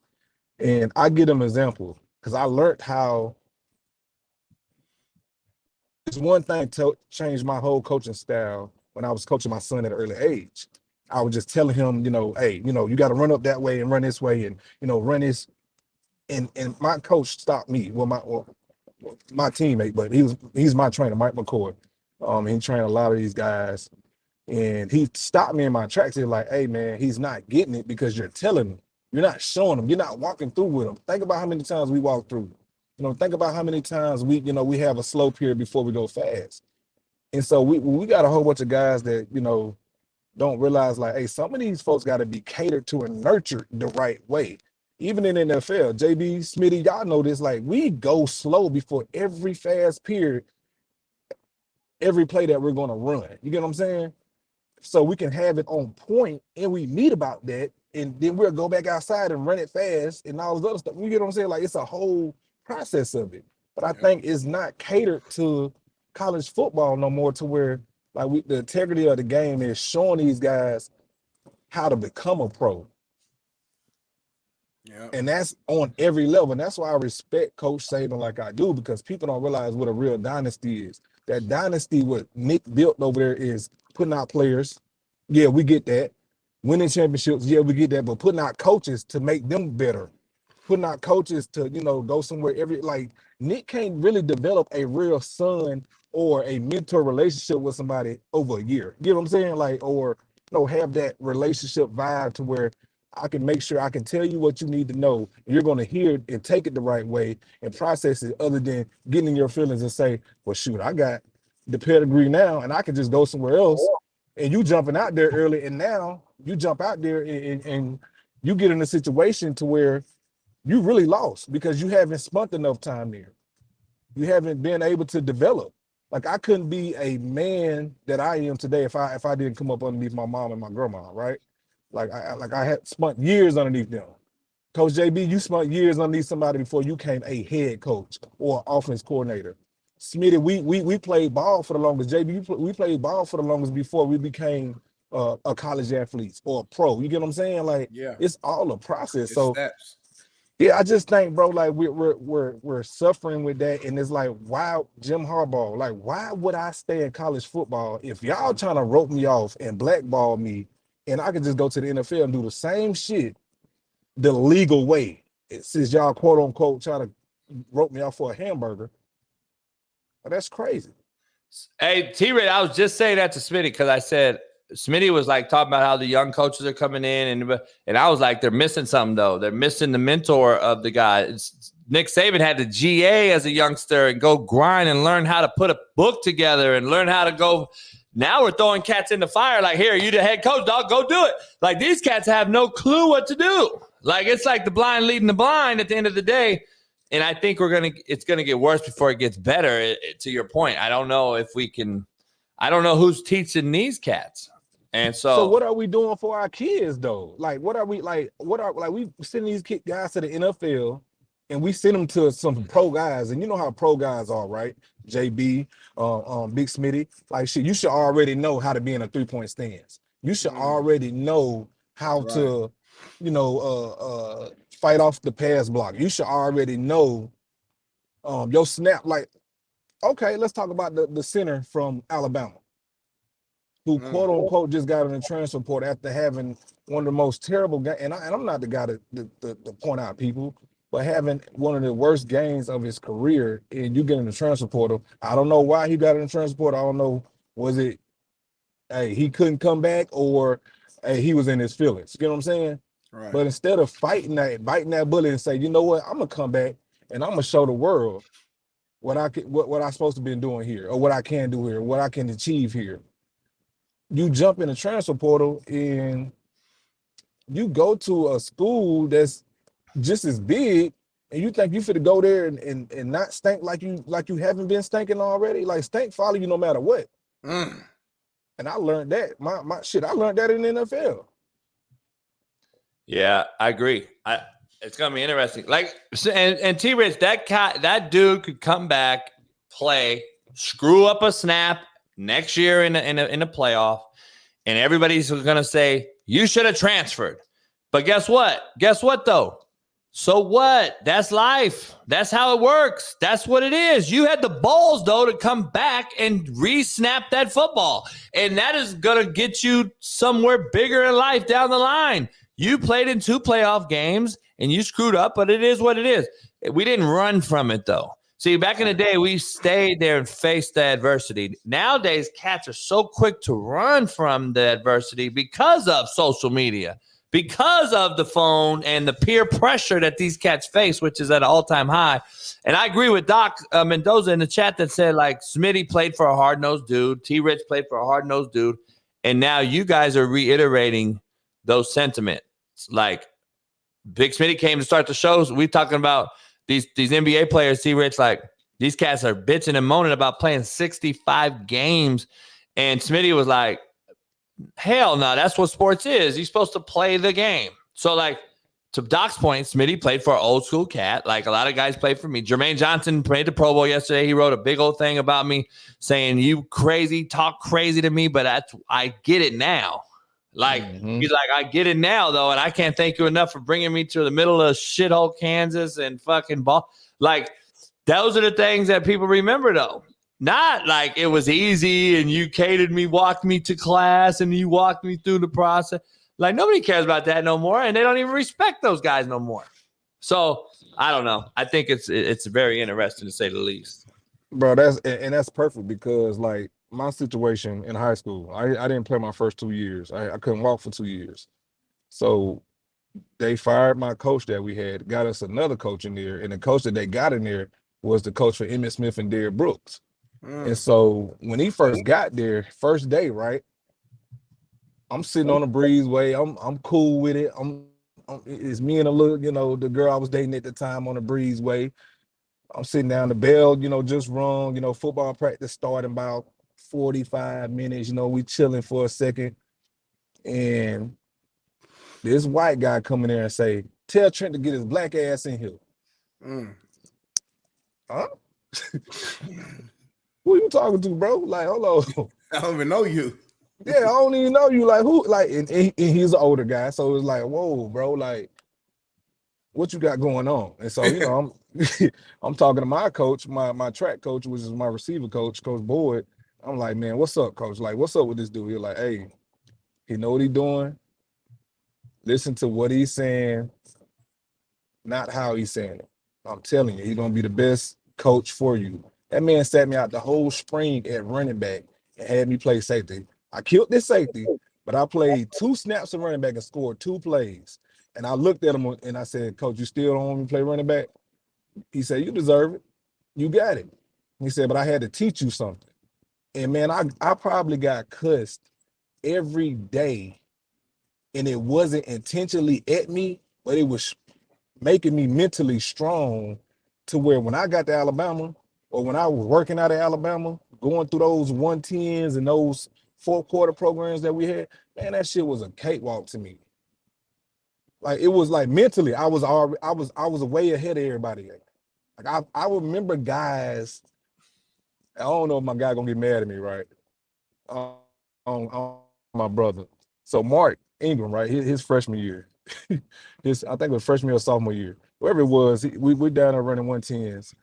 And Mark was, I think we got down to like 28. Mark was sitting there crying.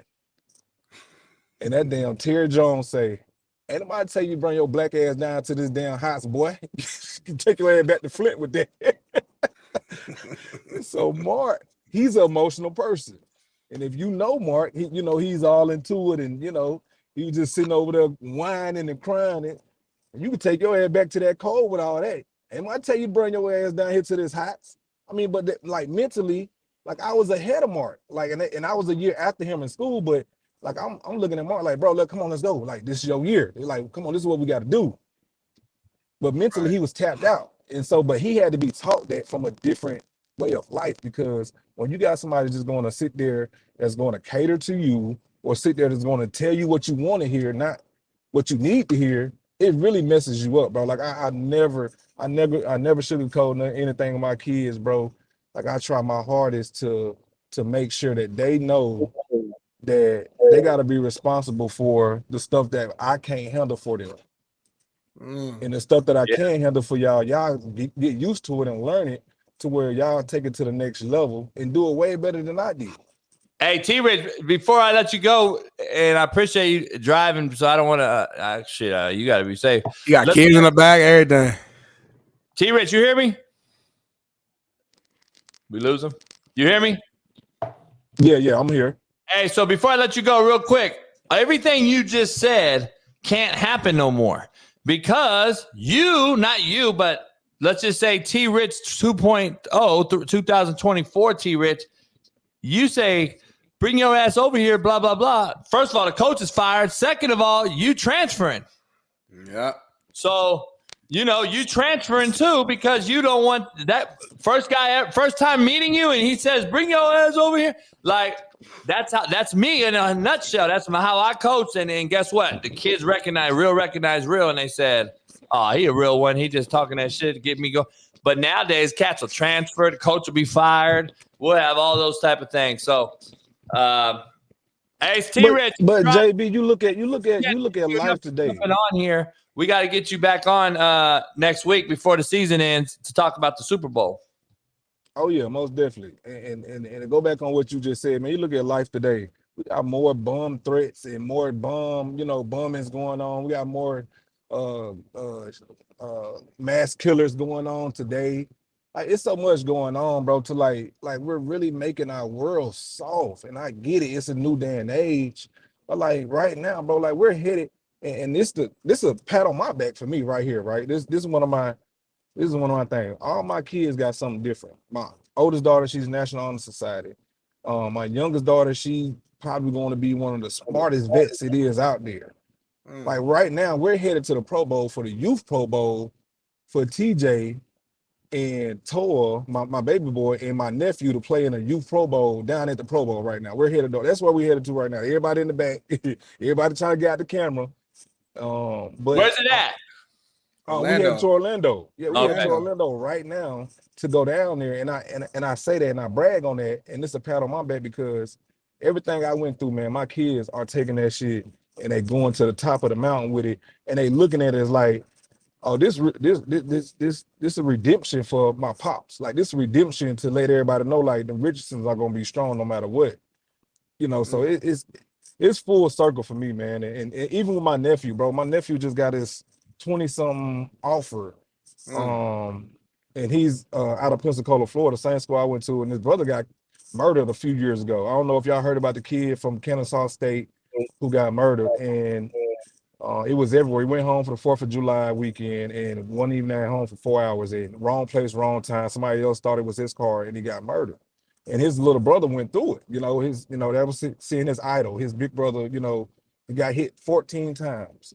It was 55 bullet holes in that car. So going through that phase and still staying in that same city, and now he got second in the long jump in the state of Florida, Then I think he's ranked number 1 in the state of Florida. Oh, in the nation right now as a junior going into a senior year as a safety. But to say that, man, to see where that kid came from, to see, my brother go through what he went through with that, man, it's big, bro. Like, you gotta have some type of sense of urgency with that mindset, that self-talk, that somebody's gonna push you in your why. Like, now in days, like, we don't have a why anymore. Like, I was talking to somebody the other day, I was like, well, I had to do this. Like, I had to go to college. I had to go.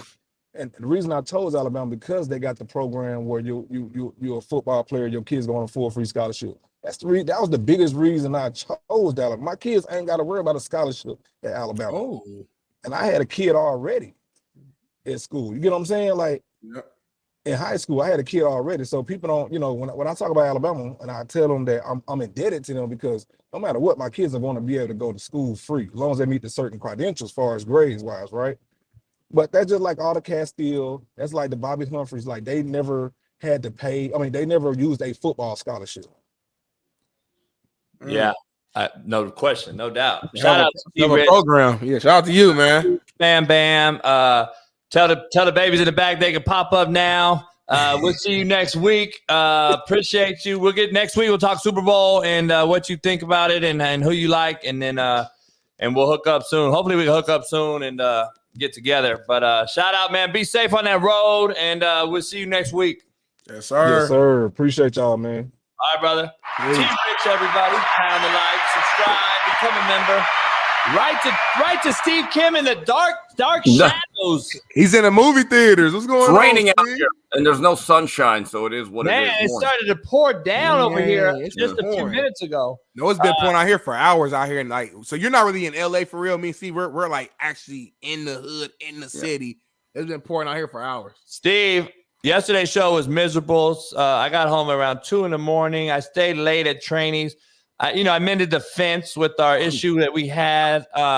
And then, Phil was just having a ball. He just loved to see everybody. I think he had a hell of a time that night from what I took away from it. He loved being around people and seeing people. Trainees is a classic joint. I got to start going back there if I'm allowed with the bartender and the waitress. But having said that, what is your takeaway from the night with Marv Fleming and our main man Hudson, who are legendary LA Baltimore Oriole, 5-time champion? Down Buford. Yeah, very nice man. Had some great stories. Very educated, the way they handle themselves, the way they comport themselves, the way they communicate. I have a lot of respect for those men. Do you know how old Don Buford was? They had to be in their late 70s now, don't they? Or 80s? Tell them how old Buford was. Buford was 86. He's 86 years old. That is amazing. You see how he looks, Steve? Like, he's no way I would have guessed he's 86. The way his skin, he looks way younger. Incredibly alert, the way he walks.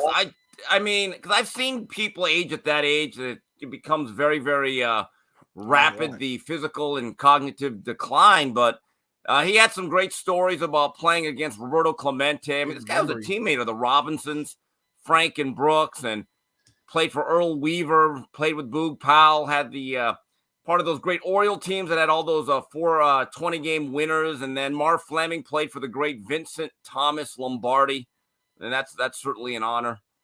So that was a good night. Legend. Compton High School legend. He was a freshman when my dad graduated as a senior on that team. He played as a freshman on my dad's team at Compton High. Unbelievable times. I'd love to get Smitty out there more. We got to get out there and sit around the bar one day.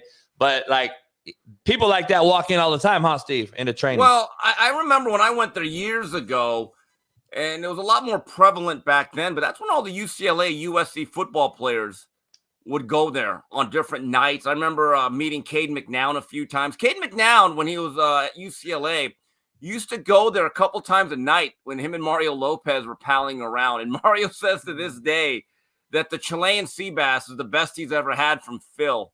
And I remember Jason Capono was a line chef there. He worked there. Mark Sanchez, who I think was actually there that night. Mark was there when I got there. He was outside with Phil. Right. So that's a hot spot. And it's really a shame that he had to remodel the kitchen because the kitchen for years had all these famous autographs of like Wilt Chamberlain, Jerry West, Don King. Wooden. Yeah, but he had to paint over it, so he had to kind of start over. There was no way to preserve that wall.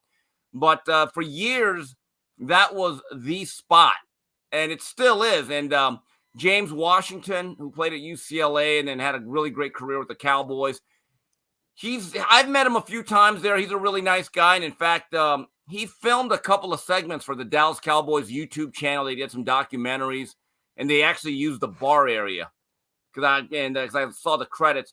So when you go to trainees consistently, you will eventually see former athletes, players that you going. And Doug Krikorian, famous sports writer, he goes there often. He's actually joined us a few times. I got to get him back there. But that is certainly a LA or a Southern California stronghold with the sports world. Yeah, No man. doubt. And Steve, one thing I know about you, man, you're one of the smartest people I know. Your brain is literally an encyclopedia. And one thing I learned from you that night is to always ask questions. Yeah. You made sure you had those legends there. You got out as many questions as you possibly could and maximize that time. I'm like, man, this is why Steve knows so much. Right. I mean, Darnell, the thing is, like, you have to know what you don't know. That is the truest wisdom. Know what you don't know. It kills me when you get into a situation like that and these people try to take over the conversations. I almost feel like saying, time out. You weren't there. Shut up. Let's listen to him. I don't want to be rude about it, but like, here's the thing. If you're a guy that had a monumental or a significant career that I care about, like if he was a symphony pianist or he was a doctor, I wouldn't have really cared. But these guys are people that I've heard of. So I'm kind of curious to see what they went through, their experiences, and also their opinions. They know, like, I thought it was really interesting what Don Buford said about, and I don't want to reveal it because I don't know if he wants to go on the record about PEDs in baseball, the impact and how would he treat it and were they prevalent in his time. But I wanted to get his view on it because he played in an era where they really didn't have that stuff. So you always have to be willing to learn and you always have to be willing to defer. Very interesting on his take on Barry Bonds, huh? Yeah, I mean, look, he respects Barry Bonds, but I've always argued about Barry Bonds with or without the stuff. He was a Hall of Famer, and then you can make the argument if Major League Baseball was more stringent or stricter on the usage of steroids, maybe he wouldn't have felt the pressure or the need to keep up.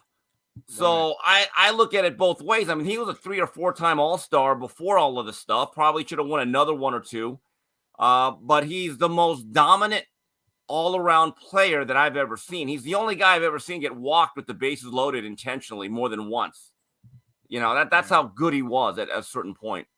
Yeah, I talked to him that night after I stayed when you guys left about doing our show there, like a few times. Try to get it going back to what it was. And Phil was excited. I was like, man, he was like, man, whatever. I was like, shit, Smitty and I have, do a show in there, a couple lives in there and film in there, maybe bring some. Funniest story ever.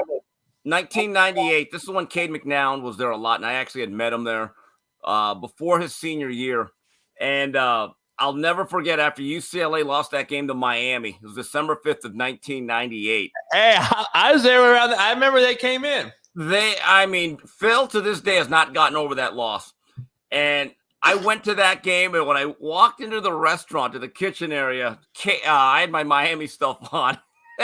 Phil looks at me like this. And he flat out said, I'm going to tell you right now, Steve. And he named a couple of the players that were rabble-rousing, that wanted to protest something and he said, I just want you to know this guy. Abajeo. Well, I'm not saying any names, but I'm just saying certain guys, Phil said at this point, nope, you're not invited back here. He was bitter over that game. Oh, my God. Steve, it's very funny that you're talking about this because I played with a few of those guys in the Arena League a couple years later. A guy named Gabe Creeshon, which was a tight end on the UCLA team from the Valley. He was my tight end in the Arena League. And we were talking about that game, and he mentioned that the people that were trying to protest in the locker room before that game, absolutely, it was a divided locker room, and they did not want to play for the current D coordinator at the time there. And I believe it was Phil Snow. No, it was Nick Aliotti, wasn't it? I thought it was Snow. I could be wrong. I was Rocky Long just left. Rocky left. I was told the night before the game that there half the team wanted to protest and wear black armbands, and the other half were saying, "Hey, we're here to win a national championship." Yeah, that exactly what I was told. Yes, that defense was so bad that day against Edger and James. There was actually, this is the truth, Darnell. There were actually point shaving allegations. Yes. Hey, Smitty, UCLA was the most dominant team in football that year, in my opinion. Well, not defensively, they weren't. I still remember it was 38-21 with about 18 minutes to go. Danny Farmer was killing a young Miami secondary that had Ed Reed, Mike Rump, Leonard Meyer. So it's 38-21. He runs an up and out. And Miami had gotten blown out in Donovan McNabb's senior day. The week we lost like 63-10, but it wasn't that bad. So anyway, we're kind of depressed. And back then you couldn't cancel flights. Like, so that's when they used to mail you FedEx these tickets. I'd be like, ah, shit, I got to go to this game. So they're down 38-21 late in the third. People are leaving the game. And I'm thinking to my buddy, this is before Uber. I didn't know anyone in Miami back then. I told my buddy Hugo, I said, Hugs. And he was a UCLA fan. We might as well stay. And all of a sudden, this furious comeback. I mean, Scott Covington, who's from Dana Hills, California, played the game of his life. Reggie Wayne was actually injured, so it was Santana Moss, Andre King. But Edgerrin James got most of the carries because James Jackson had a knee injury. And I still remember the UCLA section was right near us. And when Cade McNown threw that last Hail Mary into the end zone, the shock on the UCLA fans' faces, because they were already making plans for the Fiesta Bowl. They thought this game was over. And I don't think the UCLA program has ever recovered from that loss. UCLA would have played Tennessee in the Natty. Tennessee or Kansas State. Yeah. It was one of those games. And that was the same game, same night. So we go back to the hotel. Kansas State blows a game against Texas A&M in the Big 12 title. Tennessee had to rally late against a really tough Mississippi State team, and that's how we got Florida State kind of backdoored their way in, even though they had like their fourth-string quarterback, Marcus Otson. And I remember seeing Cade after the game, and it's so funny because he's kind of bitter about it, and he said, man, your defense was shit. And they were. They gave up 600 yards all year. They were bad that game. Well, no, but that's the thing about youth. That if you look at that game, and I've watched it many times, we had young Ed Reed, Damian Lewis, Dan Morgan, Nate Webster. They had like 8 or 9 guys make the National Football League, but coach, they were all young guys. They were not ready to play big-time football. Yeah, I think they still beat Miami if they play that week 1 as they should have before the hurricane hit. I think that mindset was different. That game was week 3, by the way. We got a thumbnail that has college football coaches running for the proverbial NCAA doors, the non-caring assholes of America. Another head coach leaves. This time it's Jeff Hafley. I've known for a long time. He's left Boston College to go be the DC in Green Bay. I see the no offense to Smitty and Jason Whitlock, but I see the Ball State head coach leaving to go be a coordinator in Alabama or something like that. I don't see a Power 5 head coach. That's like the equivalent to me, Mario Cristobal leaving Miami and going to be a linebacker coach for the Rams. I never used to see this. We didn't see this. I've talked to 2 big-time head coaches last night, and the quote was, "This is a fucking joke," end quote. So that's coming from guys. I showed Smitty.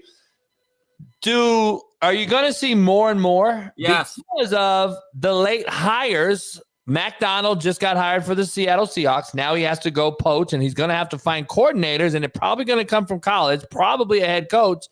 And now it's late in the year to hire, and Washington Commanders still got to hire somebody. So I expect you're going to lose a few more college head coaches who are willing to leave, Steve, because of the shambles that the NCAA is in my opinion.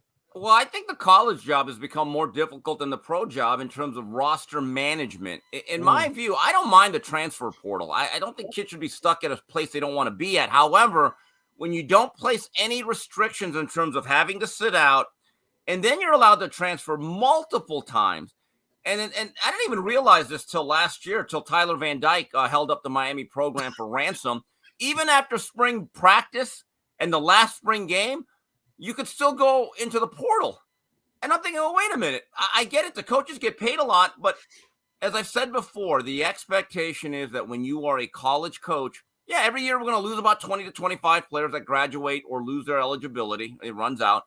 And then you bring in 20 to 25 guys. Nowadays, you basically have to re-recruit your whole team. Who the hell wants to do that? Nobody. They went out. Tough. They went out, Steve.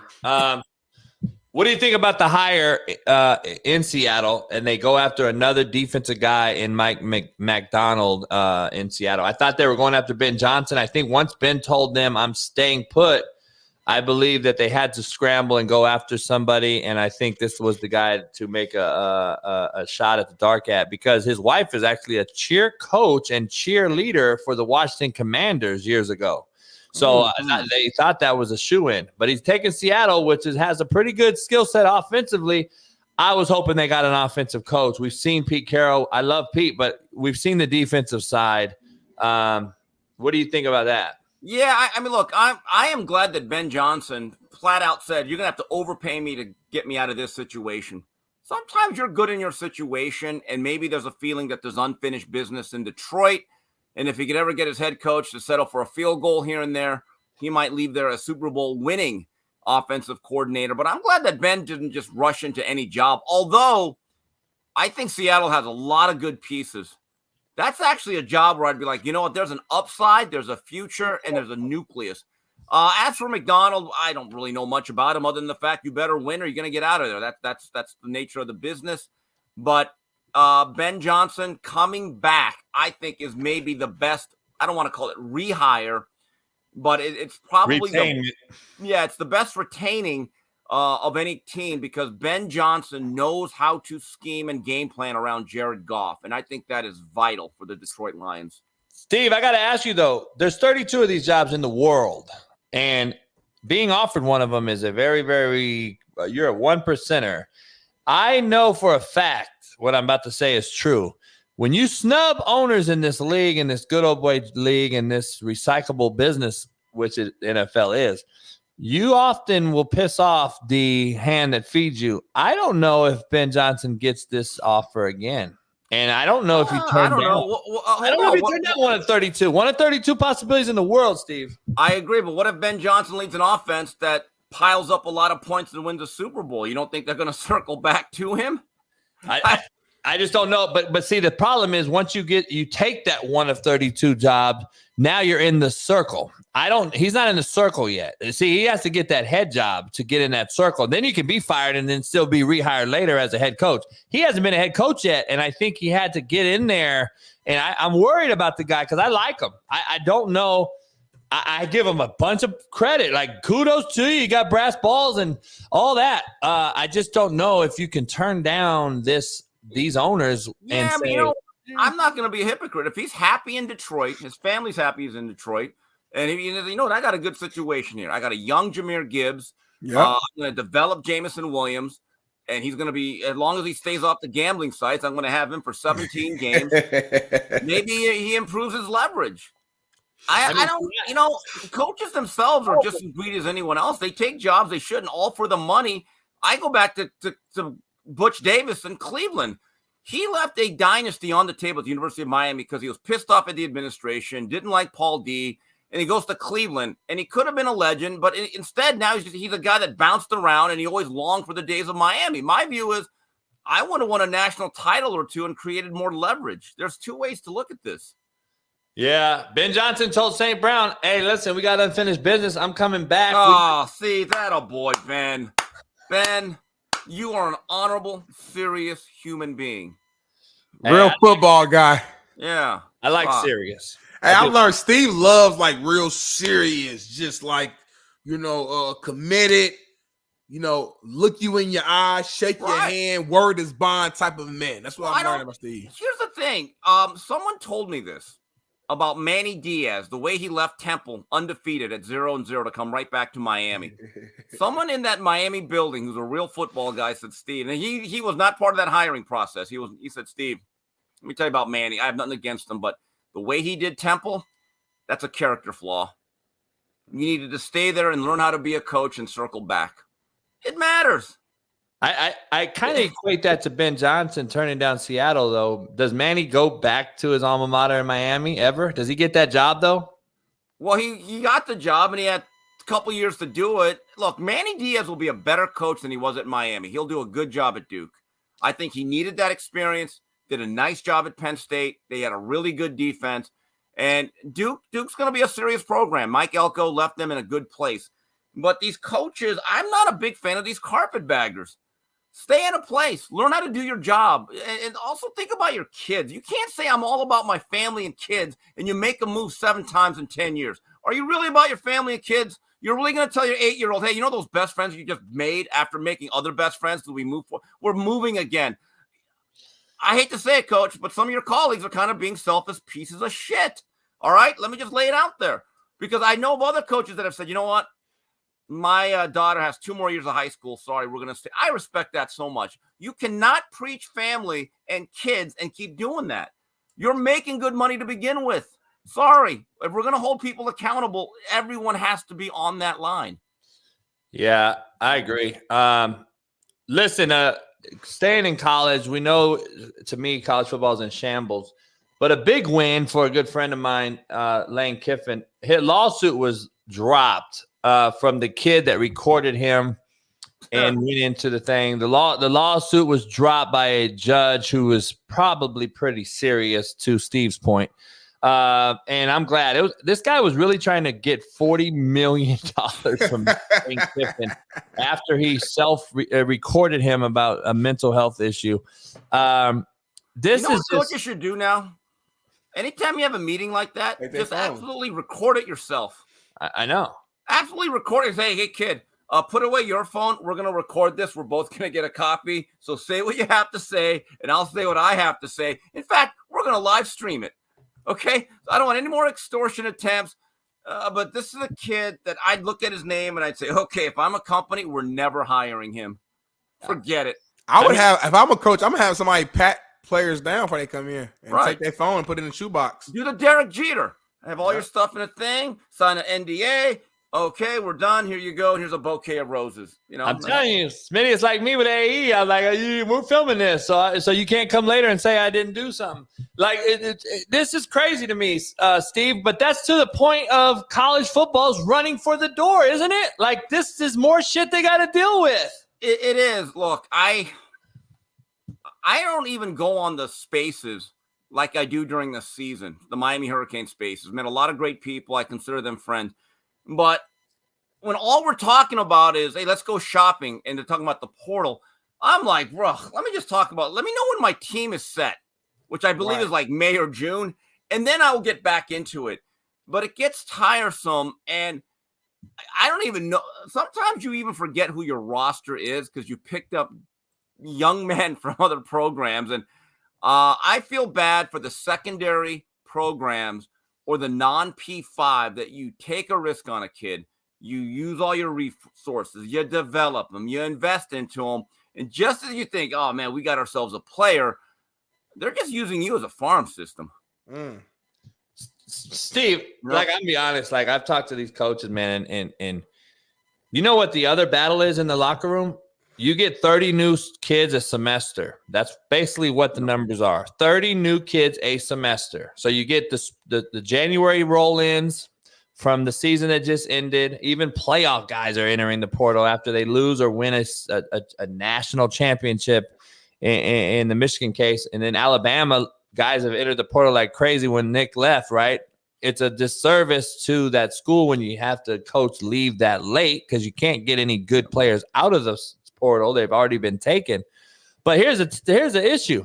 Like, these kids are now 30 new in the semester at your place. You have a team meeting with them, and they're telling me this is happening. Well, Steve, you can probably guess what's happening. Well, at Alabama, we did this. Like, no, we're not at Alabama no more. We're in fucking Eastern Michigan. This is how we do it. And you have a whole issue in itself right there. You're never going to get a reculture at your place. It's just a joke. I don't think you can ever get a serious locker room anymore with so many retreads and mercenaries.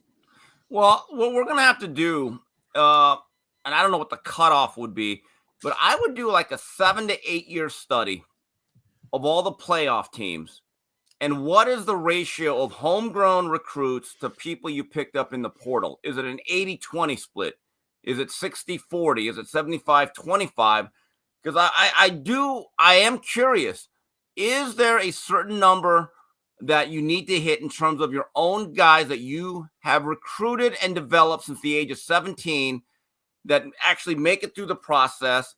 And can you build a team through portal, which is at least half your roster every year from another program like Colorado? Like Colorado, I'm curious. Can you actually build a sustainable program that is successful with that much turnover with kids that you don't begin their eligibility as a college athlete? Here's the thing. I'm very curious about that. Yeah, it's a good point. The interesting case I have for that part of it is I don't believe Deion Sanders is a solidified head ball coach, meaning I don't know if he knows the buttons to push inside of a culture creation that needs to happen. I don't know if he's a culture creator. I think he's a mercenary leader with a face. Well, I don't know if he's ready to take on the big time opponents in a big time situation. We've seen him twice play for HBCU titles and got smacked both times. I don't know if he's the guy to do that because you have to be a hell of a leader of men, which I think Deion may be, but you have to know all the buttons to push and create a weight room environment and a study hall environment. And this is what we do here. And this is what we do here. I don't know if he's that guy for a bunch of new kids every year while his son is the face of the show. And then Travis Hunter, who's as clear and dear, like another one to him, another son. I don't know if that's going to work. It's not like he's going in Alabama with 30 new kids. Like this is a place that's been bad for 30 years. Well, I would hope that he doesn't just leave as soon as the eligibility of his son, both of them, expire. I agree. Because at that point, now there's no way. Part of being a culture builder is to stay at a place. Yeah, that's just the way I look at it. Stay at a place at least 5 to 6 to 7 years, so you could really have an imprint on a program and that community. But if this is just all about your son, Shedeur and Shiloh, graduating them and hopefully getting them to the next level and then raising their NIL market value, and then you up and leave, if I was Colorado and I was one of their boosters or fans, I would feel betrayed if you just left. Now, if you actually stayed a few years after your boys left and you continue to build certain foundation, you say, okay, I've done my work, I could live with that. But if he departs as soon as Shedeur is gone and Shiloh, I'd be like, well, wait a minute. I mean, what was all this for? Because now you got to start over. Yeah, you can't do that because, it's almost put them in a worse position than they were prior. You know what I'm saying? And I mean, unless you win an Addy or something, right? Because Darnell, all those players, I guarantee you at Colorado, 75% of them say, "Okay, we're out." Yeah. If there ain't no prime, then you ain't got my time, and they're out. Hey, Steve, that famous line before I let you go. Before I let you go, yeah. This came out. Bill Belichick's dad came out and said, Bailey, can you fit that on the screen or is that it? Basically, he said that this is a different generation and Bill is a militant leader. Great coach, but his interpersonal skills are horrible. Is that like basically saying it's a cop out for the new kids? That's why Mac Jones can't have good success under Bill. That's why Bill hasn't got a job because we're too worried about being yelled at and shit like that. Is this just over to Smitty's point? The new generation is here. We got to live with it. Well, I think that's his way of saying that Belichick may be too old. That may be his style of coaching. But again, we always knew Bill Belichick was not Mr. Personality. He wasn't. There's going to be a great attention to detail. You're going to be very focused on football. There's going to be none of that ancillary stuff. It's not always going to be fun, but in general, you are going to win. But when Tom Brady was not given any special treatment or consideration by Belichick, I thought there came a time like, you know what? If Robert Kraft loves Brady this much and Brady has done this for my career, you know what? If he wants to finish out as a Patriot, I'm going to live with it. I just thought that was the one time he should have bent. Because you know why? Because Tom Brady ended up being in a little bit better situation than the Patriots. And look, if you're looking for Mr. Fun, nice guy, players coach with Belichick, that ain't your guy. No, I agree. But then at the same time, when I'm watching Hard Knocks, the end season with the Dolphins with Mr. Kid Capri Pants, I kept thinking to myself, man, this guy's kind of an oddball and he tries to be cool and nice. I don't know if that's going to be effective over the long haul. I agree. I think players want discipline. Truth does matter. I think they want discipline. They need it for sure, but I think the good ones actually want it. They'll tell you that later on when they retire. They said, I wish I would have got this. I wish I would have got that. I get DMs every day. I wish you would have coached me, coach. I had a soft coach who allowed me to do everything. I walked all over him. I get DMs like that all the time. It's really you need crazy. both. It's a balance, man. Like my defensive line coach at my first couple years at Ball State, Chad Wilt, just got to Michigan State job not too long ago as a coach there. He was a perfect balance of hard-nosed, discipline. He's going to yell at you, tell it like it is. He was also in shape, so he would actually get down and run the hoops and show you the way you're supposed to be doing it with effort. But then he'd also like be there for you when if you got shit going on at home and talk to you. So I remember when he left Ball State to get like a new job opportunity happened. He called the whole D line in and like got emotional because he was leaving. It was real. It wasn't like fake. It wasn't no cameras. It was just us, and we had a tight bond, so it was tough for him to leave. And to this day, I still, talk to him in contact. But those coaches have the biggest impact on players. And like you said, JB and Steve, like I've also had other coaches, I'm not gonna say their names down the line though, where nice guys, somebody I can hang out with and have a drink with, but that's like Larry Coker, you're my leader. You can't like I'm a respectful guy, so I'm not gonna cuss you out or do anything myself. But a lot of my peers and teammates were, and I was the captain, so now it's almost like I had to be the coach. I had to be like, hey man, come on, I hear you, but you know what I'm saying? I had to be the guy, and because you were letting them walk all over you. So Darnell, can I tell you something? If it was the University of Kim, okay, and I was hiring a football coach, and I said, hey, describe this guy. Oh, real nice guy. Timeout. That's the first thing you're saying. Oh, yeah, real out. Nope. We're not getting Larry Coker. No players, coaches. Now, you're saying, man, this guy's kind of hard and tough. Well, really? Do tell. Look, let me just tell you something. There's never been a big game that has been won where the team celebrates, especially in football, and you guys are high-fiving, and the players and the coaches say, hey, coach, man, thank you for those soft practices. Our finesse game was great. No. Yeah. Nope. That's never been said. That has never been said. And you got to be people that come through tough coaching are better people for it in life. One of the funniest Bobby Knight stories, it was in Season on the Brink. There was a player by the name of Stu Robinson, kind of a role player, but good enough to be at Indiana. And this is the type of guy Bobby Knight was, that even when he was giving you a compliment, he'd scare the shit out of you. So they're doing a drill or they're in a scrimmage, and Stu Robinson makes a nice defensive play. And out of nowhere, Bobby Knight blows the whistle in the middle of the play, and he goes, God, Stu, do you know what a great play you just made? God, that's one of the greatest defensive play. You know what? Let me tell you something, Stu. These assholes in the crowd and the media, they don't know what they're looking at. They wouldn't give, but I'm going to give you credit. Go, Stu, do you know what a great defensive play you just, and Stu goes, no. He goes, well, doggone it, Stu, don't worry, because I did, and that's what's important. And he just whistled him back in, and Stu's like, did I just get a compliment or what? But he's scared shitless. I thought it was hilarious that Bobby Knight was basically saying, I know more about basketball than you, but I will give you credit in due time. Just shut up, listen, and learn, and one day you'll be a productive citizen in America. Unlike God, I missed that. Here. I missed that. God bless Bobby Unlike Knight. this fat fucking Keith here. That's my guy. Who says tough coaching's outdated. Look at Tom Izzo. Hey, Keith, maybe your generation's just soft as shit. Hey, Steve, before we leave, I got to ask you the difference between two things here. The hire in Philadelphia, Jalen Hurts grabs Kellen Moore, and then the hire in Pittsburgh, that the adapt or die approach of Mike Tomlin hiring Arthur Smith, the owner of FedEx's son. Who is a better hire, and who has a better year next year in the state of Pennsylvania? I don't know if either one fits their quarterback, guys. The Kellen Moore fits Jalen Hurts, and does Arthur Smith fit Small Hands Pickett? I don't think they do either. Are they?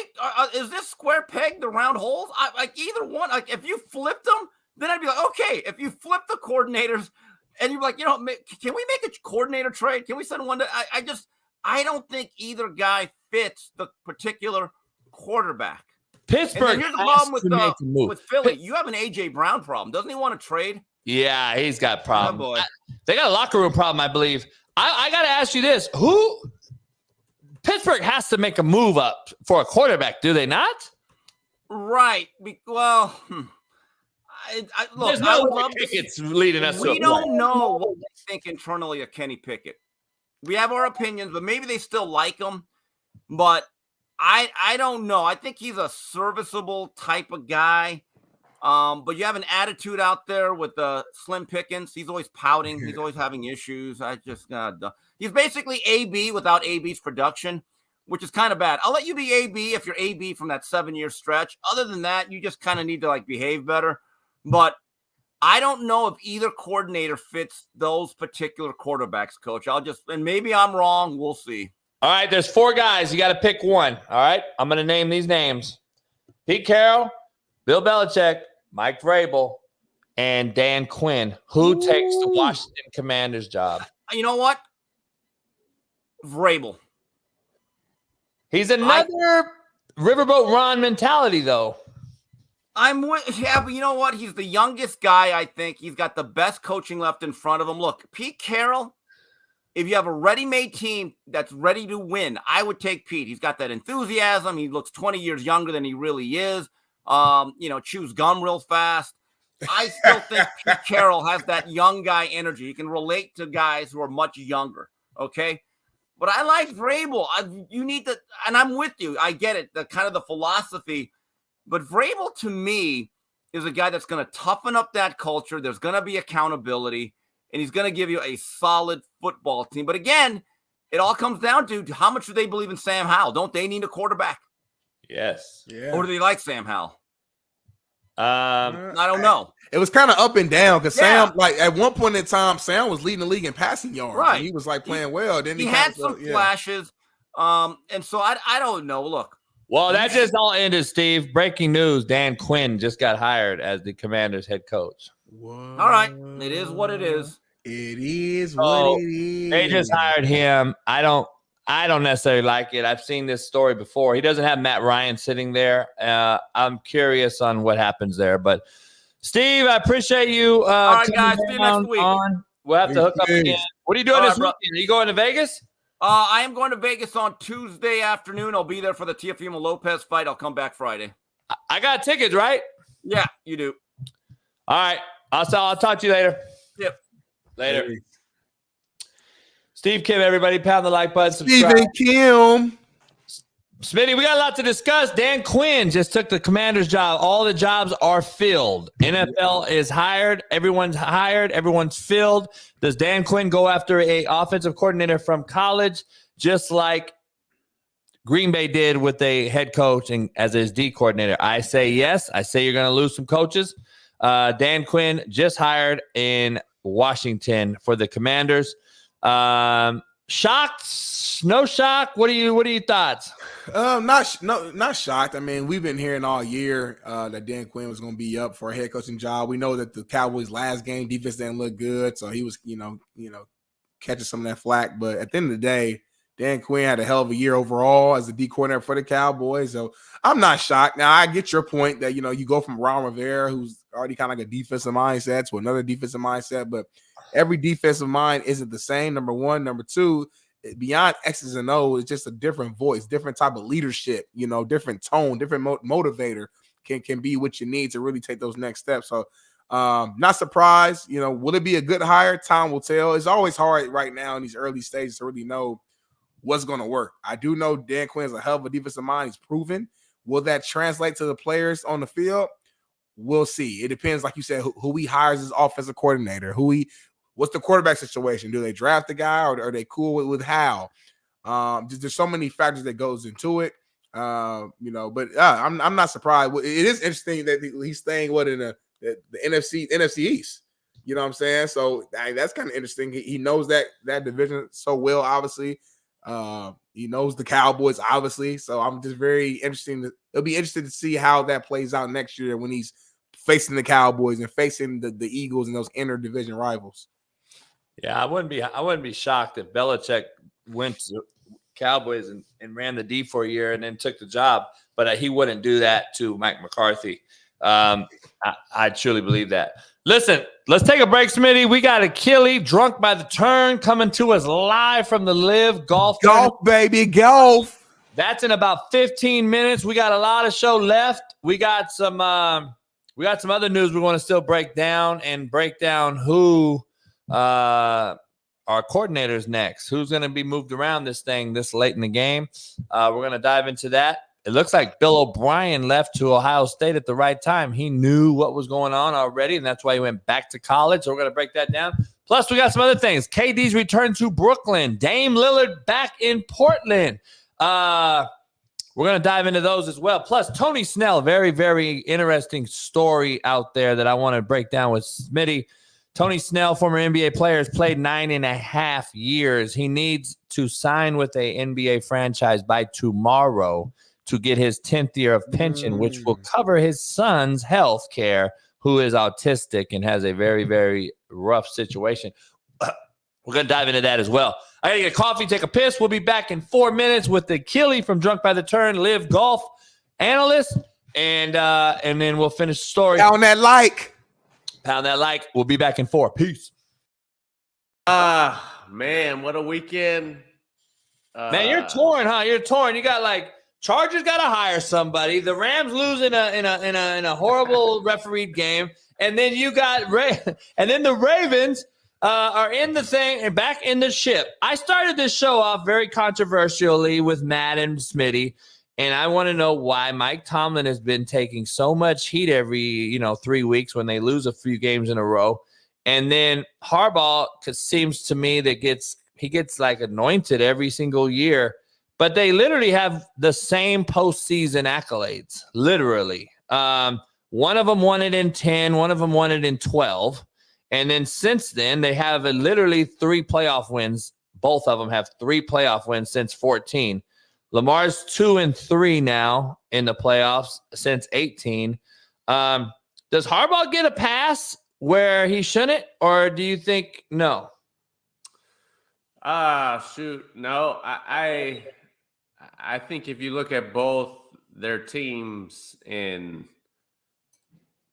the talent on both sides, the talent is out of this world. The guys that they've coached and played, had under them, who played. I think the biggest difference is the quarterback of the Steelers for all those years and the Ravens, and the job to still be competitive at times with maybe not stellar play for most of the times with Joe Flacco. So I think the pass per se is a lot of times the job he's done with what he's had on the offensive side of the ball has been pretty impressive to keep that competitive. Now, you can say the same thing about Tomlin the last couple of years with what he's had to deal with since Big Ben's left. And I'm good buddies with Ben. We'll have to try to get him on.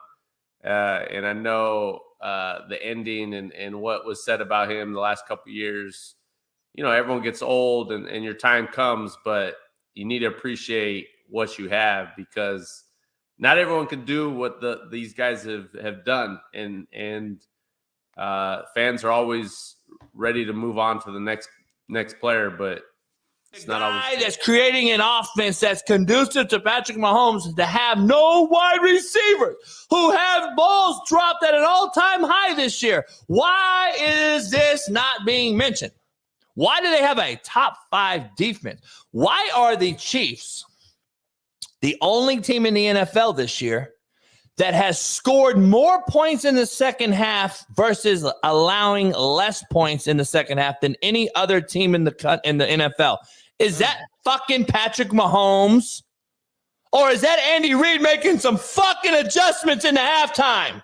But nobody wants to talk about it because you are fantasy football fans. You want Mahomes to get you 50 fantasy points, and then he's the greatest ever. But no one talks about Andy Reid making all these fucking decisions in the back room that's allowing fucking counter to be spilled in the second half, and that Buffalo didn't counter it.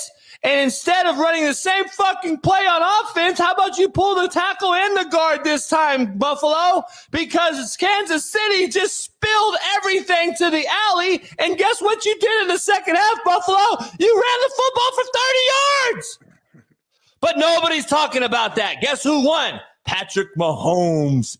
Really? Did Patrick Mahomes spill the fucking alley the other day and take on the fucking tight end floater and crash everything inside and stop the run game? Or did fucking Andy Reid and the DC make some goddamn coaching decisions like they've done all season long with a mid-ass roster? That's what I think happened. Wildman Steve, shut the fuck up. You sound like an idiot. Who's afraid of anybody? Nobody. I talk to Whitlock every day, you fucking clown. Shut up. Stop tweeting at us, too. You sound like a fucking fanboy. Get Whitlock's balls out of your jaws, okay? I go on his show, and he's on my show. Shut the fuck up. You sound like a fanboy. Now go be a good member and shut the fuck up. Now, Drunk by the Turn, Achille joins us next. You see my young brother that comes in and covers golf. He knows all things golf. We're going to dive into that as soon as he gets in here. They're in Mexico with the Liv Golf Tournament. So we're going to dive into that. The 4 aces. Put my 4-ace hat on. Put my 4-ace hat on. Put my 4-ace hat on. Jurgo. That's a transition. That's what we're talking about right there. We got a 4-ace hat I'm rocking from my main man, PP, Pat Perez. So it's DJ, Pat Perez, Patrick Reed, and then they just signed on their team. We're going to talk about, a new golfer that I know very well as well. He's going to be on the team now.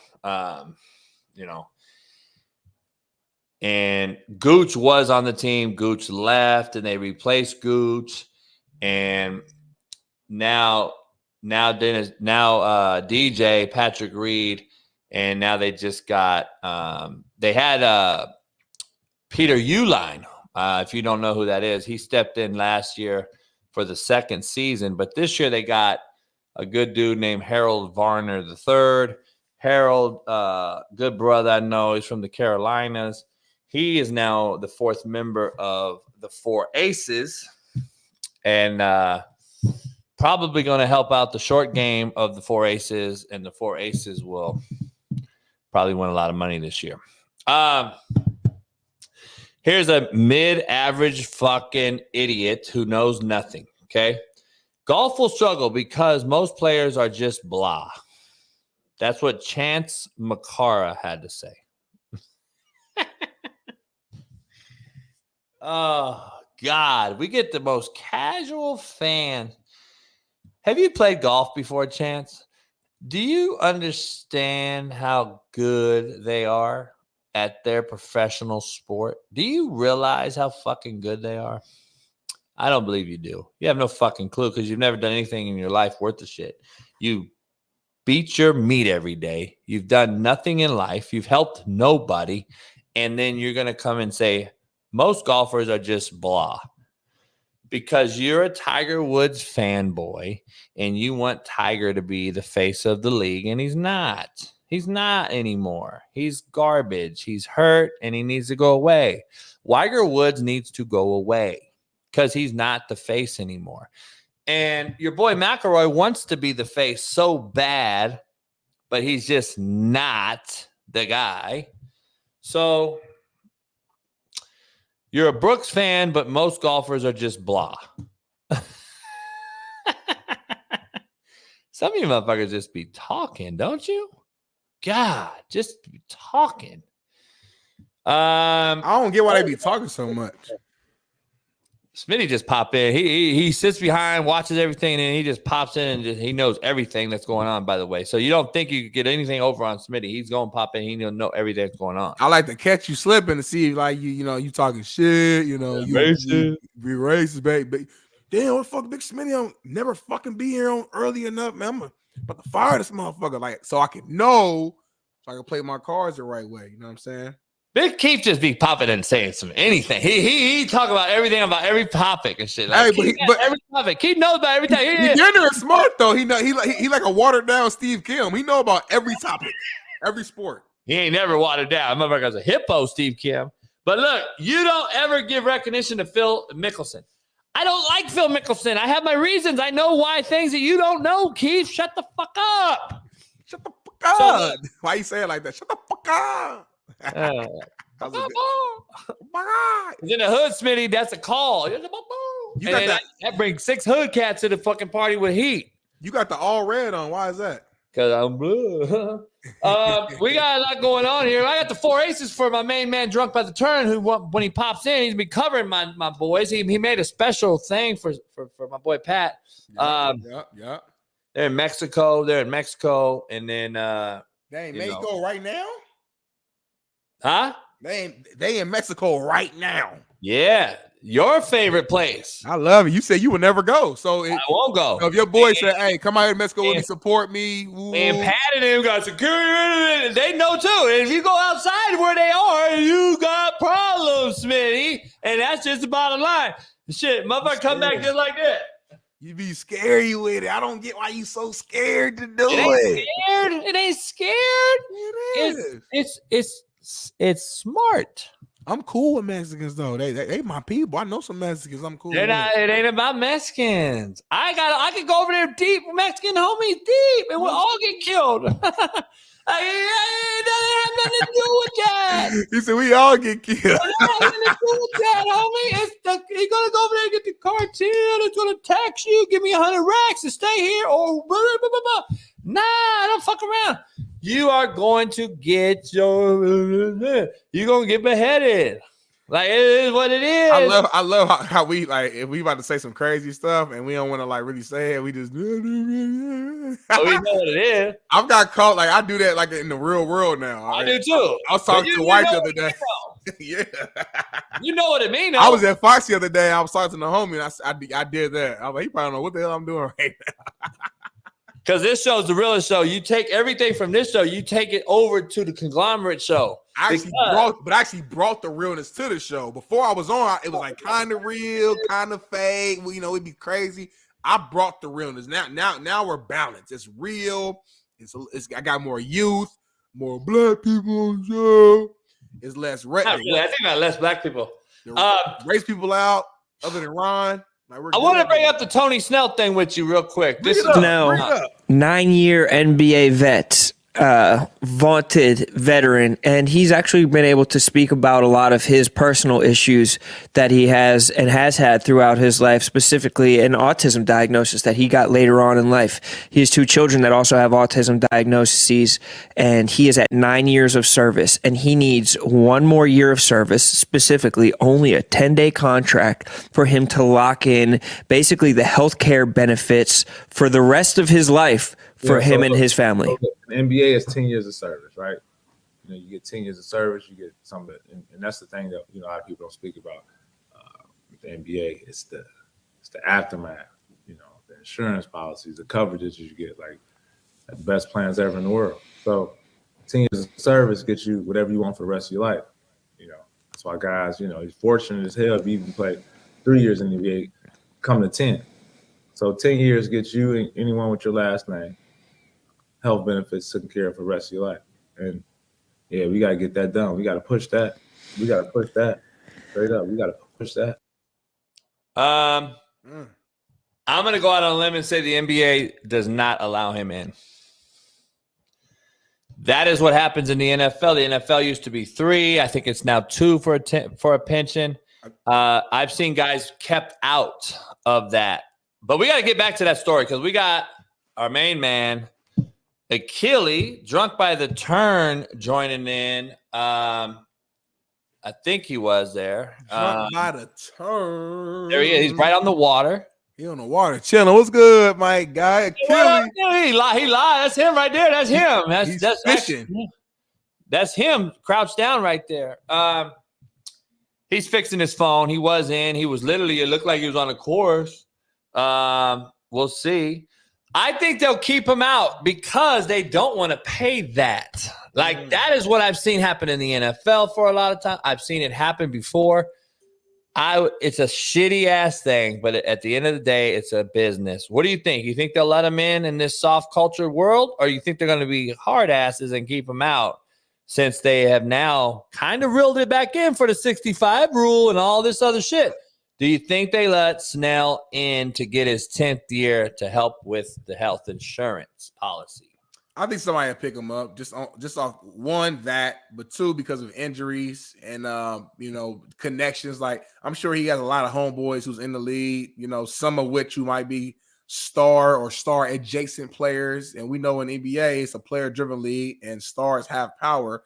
So if there's a couple of injuries happen on the team, here coming up middle of the season, whatever, and they just need like a guy who's going to hustle, play some defense, a veteran who's smart, I can see him. I see him getting picked up. Again, only thing he needs is a 10-day.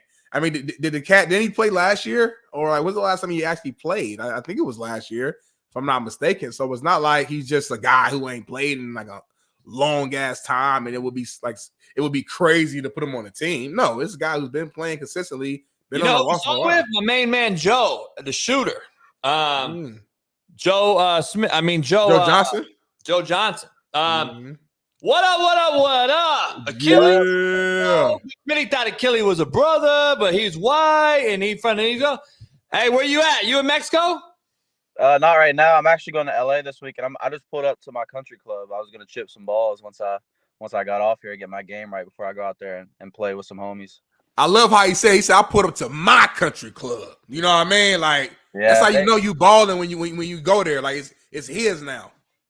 Yeah, I was gonna go to Mexico, but my buddy Matt, who he films all my stuff and he travels with me when I go to those things, he got the flu, unfortunately. So I kind of looked at it and said, really, there's no point in spending my money and time if I'm not going. And you might not come back from Mexico. I told Smitty can't go over Mexico too often. Dude, cut him off. They cut his hood off. So look, Kelly, I'm going there in May, by the way, JB.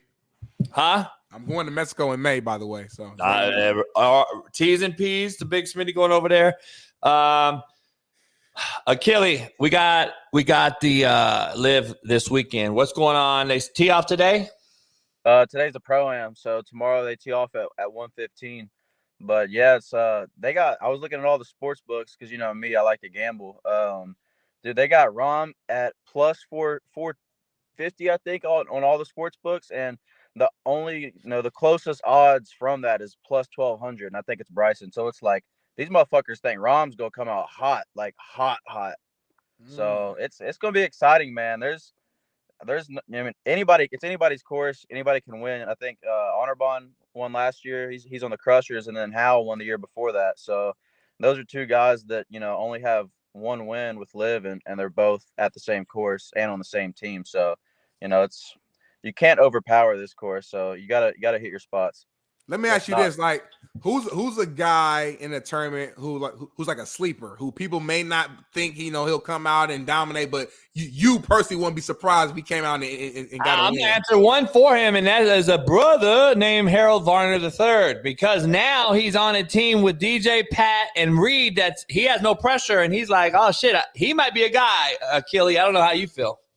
Yeah, no, Harold definitely could be a guy. I mean, he looks like he even lost a couple pounds within the last 3 or 4 weeks. He looks healthy, a lot happier. So I think you're exactly right. He could come out of the gate hot. For me personally, I think it'll be Louis Oosthuizen. He's been playing a lot of events this off season. He's even won one. He's and he's been shooting in the hot 60s. To even low 60s while he's been doing it. So watch out for Louis Oosthuizen. He's an older guy, a veteran, but he can still keep up with any of these guys, and he's even shown that in the majors when he's played in them. Before we get to these two first events here in Mexico, in Vegas next week for the Super Bowl weekend, I'll be there. You're going to be there. I know you got some you got a little surprise for Pat and them. Let me ask you. By the way, I haven't told Pat that because he heard and I said, I don't know what it is. He's like, bitch, shut up. I said, I don't know what it is. So you better not tell him either. So look, who do you like? Explain, first of all, before we talk who you like, explain the PGA, since we're talking all things golf. They signed a money deal with $3 billion with a group of investors. That's basically verbatim exactly what the Liv has done and what they are. But they finalized a group with the Strategic Sports Group. Basically, they're now investors, just like, ironically, the Liv has set the precedent for. So it's obviously copycat because they know they're in dire needs. But this is not they still have there's still play in there to become one with the Liv.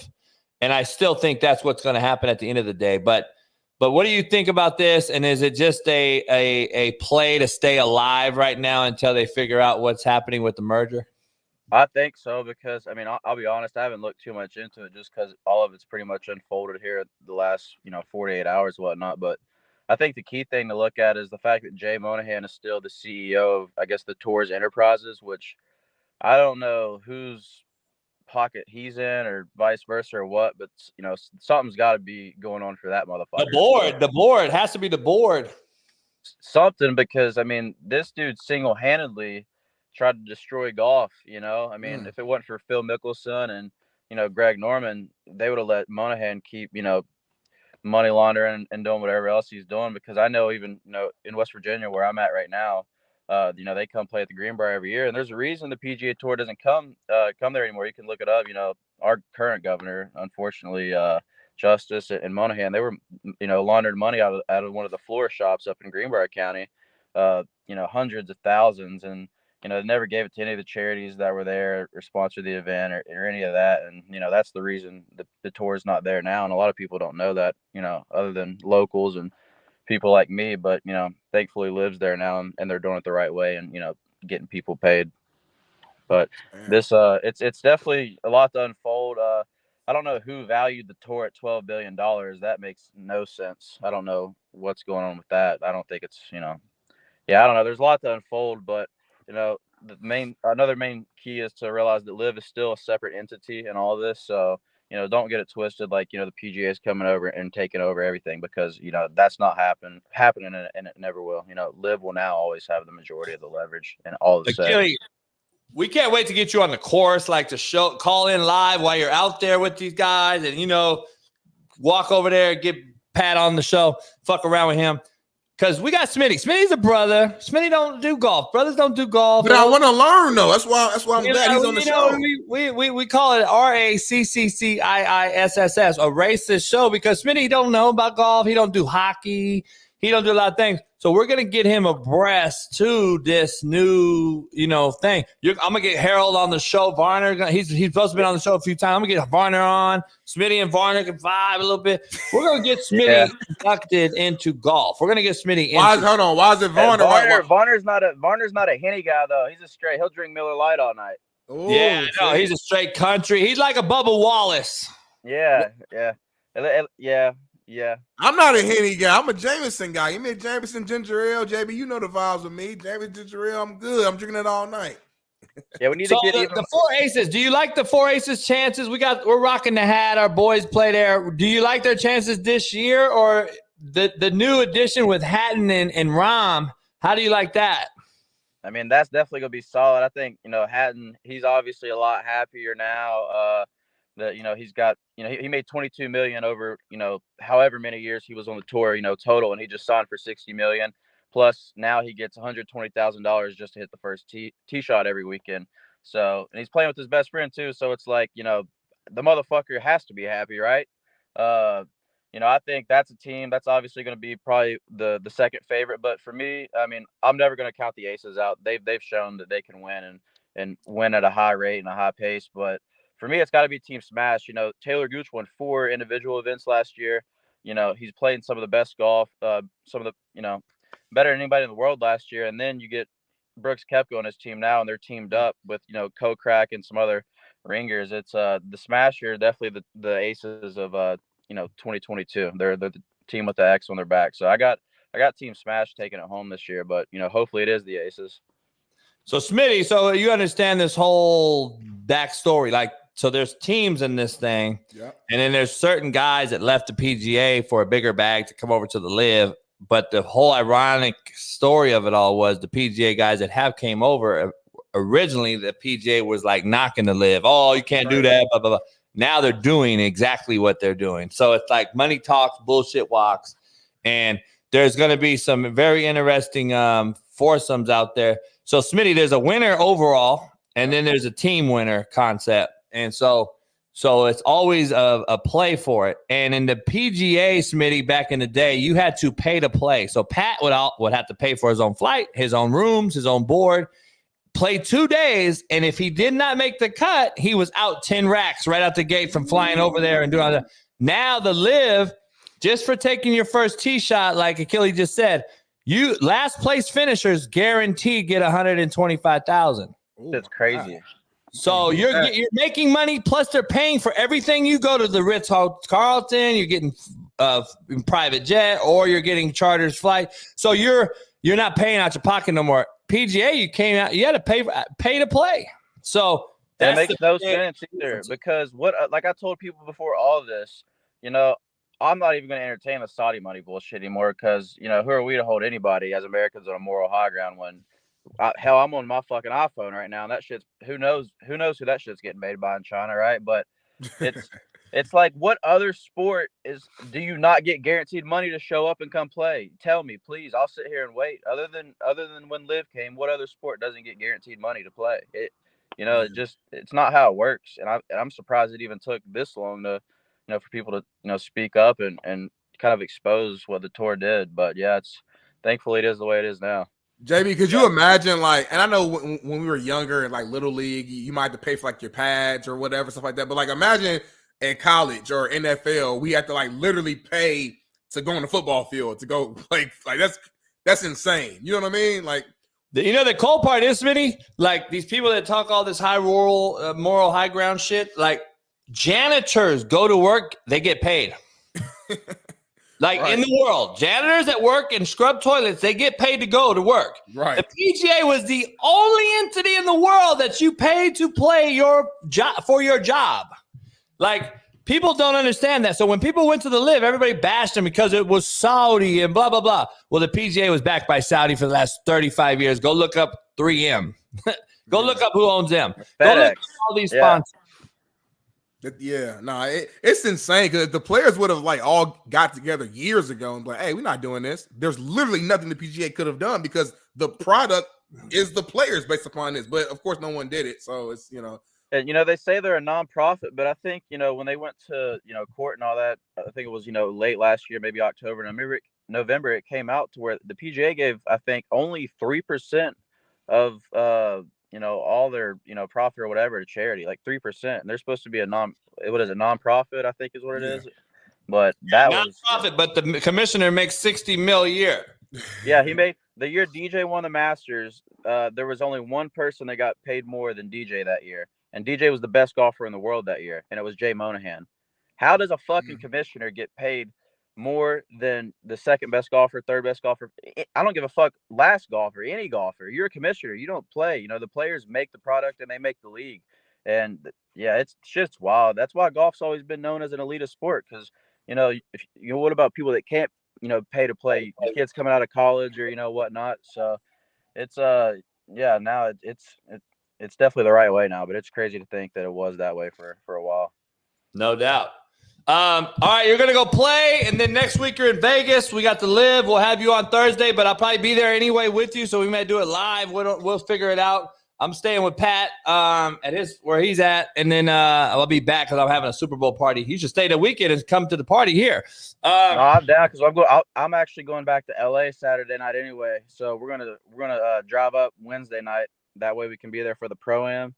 And then we're going to stay Friday and then head back to LA after Saturday's round and then come back to LA for the Super Bowl. So yeah, I'll definitely be around. So hit me up. You got to pass my house to go to LA. So you might as well come out here for Sunday. I'm having a big party here. So we got everything: entertainment, bartenders, food, drink. What do you mean by what do you mean by entertainment exactly? I'm just kidding. I can't tell you that. I'll be there. He's sold. That's all he needs to hear. Hey, Kelly, man, be safe out there. Go hit some balls, and then we'll see you next week either way. Yes, sir. Appreciate y'all, boys. Thank you as always. All right, brother. God, peace. Smitty, so there we go. I think I'm gonna pull up to your Super Bowl party, man. You've been selling me, man. I'm gonna make sure it's crazy. You don't got nothing else to do though. I got invited. You should come. You ain't got nothing to do. I got invited to another Super Bowl party as well from some other friends. You go to both. Yeah, but I know because I don't want to miss the fucking game. Like I watch the Super Bowl. I actually watch it. I don't want to miss Super the Bowl game. parties are not to go watch the game. Like you really gonna sit there and be like, oh, it's about. But I want to still know the fuck going on. I got 21 TVs playing. I know. No, I love your house. It's my go. I have a great time. You going to the hood, and you gonna be on a 30-inch TV with 30 cats sitting in the living room watching one TV. If you get up from the seat, you know how the hood is. If you get up to go piss, you lost your seat. Hey, with the TV on 2 chairs, holding the you lost your seat if you get up too. You lost your seat, so now you gotta stand, and now you like you don't go to hood birthday. You don't go to hood birthday party. You don't go to hood Super Bowl party. You only go to hood parties if you just a pop in. You give a gift, and then you out. You don't go to really kick it. You come to my crib, 20 TV, got loud theater outside. We can go wherever you want to go. That you come there. Your crib is perfect. You just live so fucking far. It's the only thing. I swear to. If you was 15 minutes, it's like a vacation for you. If you was 15 minutes away, I'd be at your house every fucking. You get tired of me. It's an experience. It's a getaway. Hey, chat. If JB was like around the corner, like we live like 15, 20 minutes away, I'll probably be at this motherfucking house every fucking day.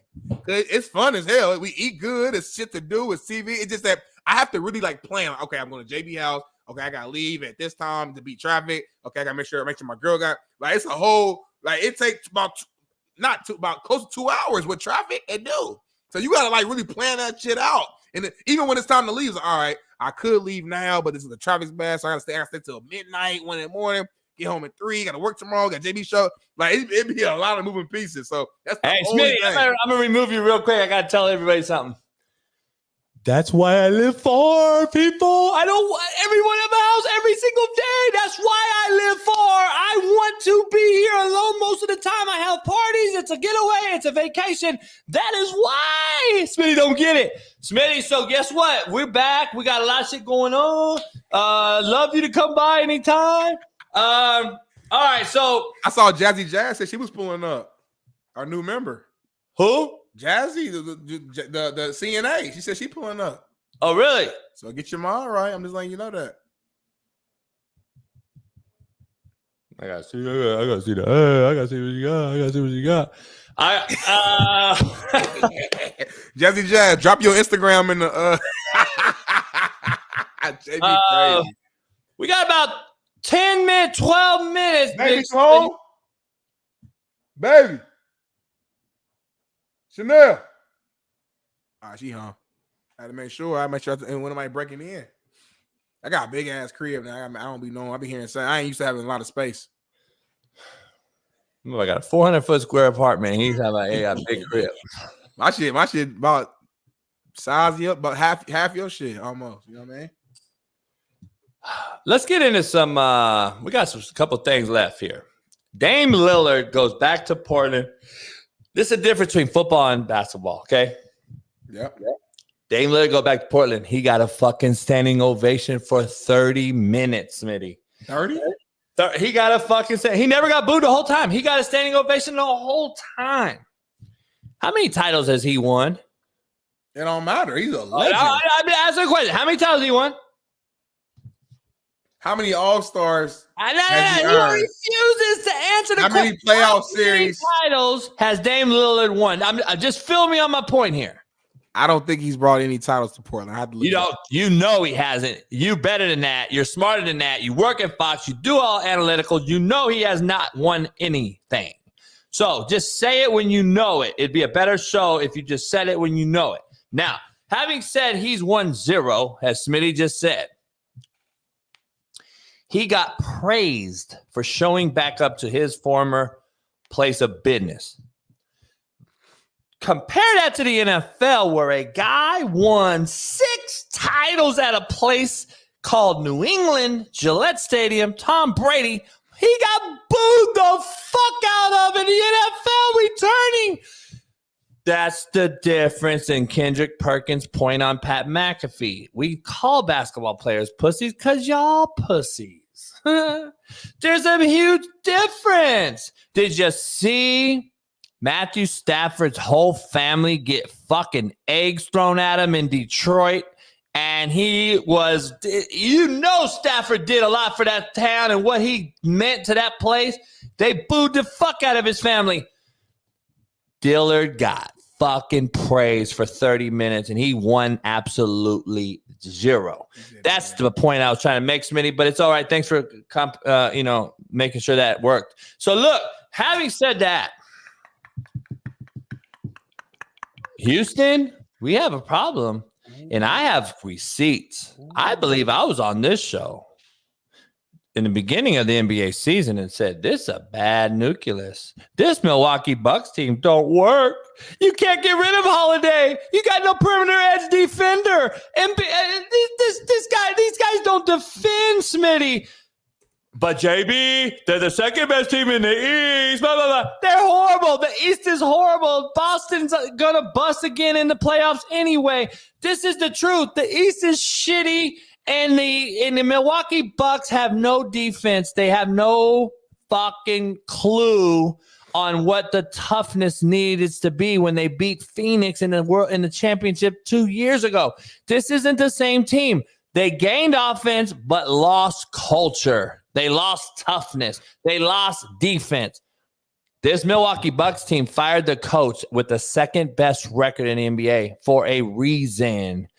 There's a problem there, and I don't know if Doc is the answer.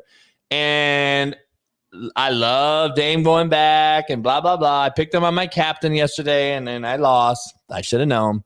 So what do you got to say about it? Give me your take.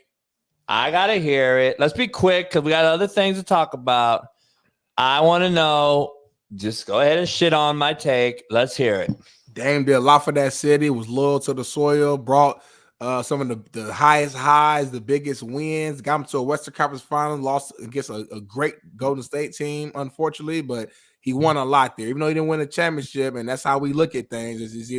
It's ones and zeros. There's no in between. There's no gray area. It's black or white. But no, to me, it's not. There is a gray area. He did a lot for that city, even outside, off the court. I have no problem with them cheering for him. NBA, NFL culture is different. Even the fan culture is different. We hit for a living. Everything we do is physical, it's manly, it's aggressive. So the fans naturally take on that same persona, that same energy. So, of course, when a player returns back to their field, they gonna boo him. Not because they hate him, it's really because of respect. They boo Tom Brady because they respect him, and they know that's Tom Brady actually feeds off that. Tom Brady wouldn't want it any other way, but that's football. That's the difference in sports. Let's stop comparing the two sports. Let's stop comparing. They're not the same. They're not supposed to be the same, and that's what it is. And that's my take. Do you know Spoelstra's record since his divorce and since Pat Riley gave him $120 million deal? To basically unbelievable deal. We talked about on the show. What a great move by Pat Riley. Unbelievable owner, giving this guy $120 million as the coach so that the wife that got the money from his divorce didn't get any of this money. This money was after the order. She can't touch the $120 million. He's set for life either way, but he's now set for life. He's won one game. One fucking game since they gave him the $120 million.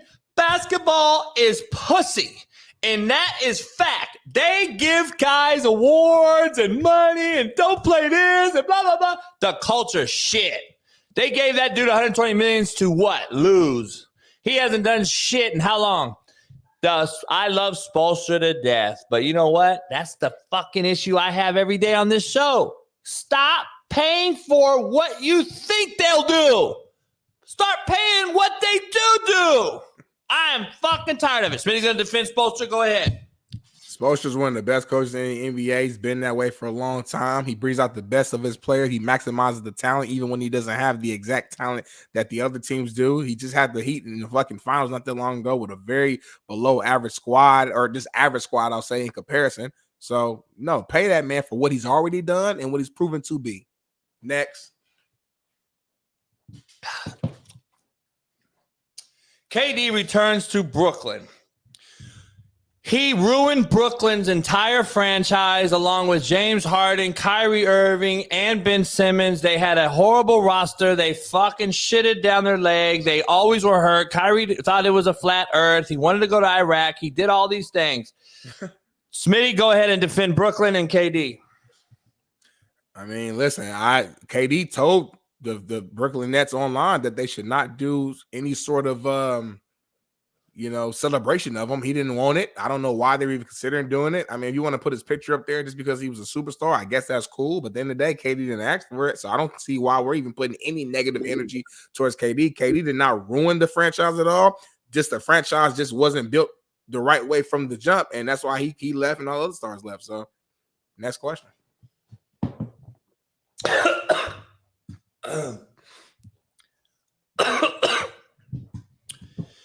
Grant Hill is among a group that had bought the Baltimore Orioles. We got to hear from a Baltimore Oriole legend just 2 days ago, who's 86 years old, looks 46, said it was a horrible ownership group. Baltimore Orioles needed to change. Now you made a basketball player part owner. What the fuck are we doing? Smitty, go ahead and defend Baltimore and Grant Hill. It's ownership is business. Just because you played one sport doesn't mean you can't, in a business sense, be in control of another sport. We see Magic Johnson; he owns everything. NFL teams, he's got the Washington, the Commanders.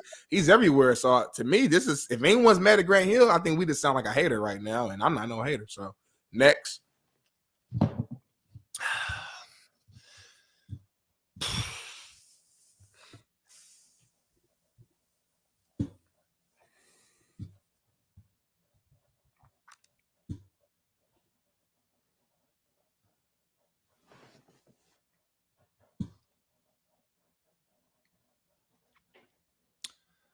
You won't agree with that. All right. Well, a Jackie Robinson trophy was found after being ruined, and they've raised $140,000 fundraiser already for it. Shout out to those guys who've raised $140,000 for the award. Clap it up.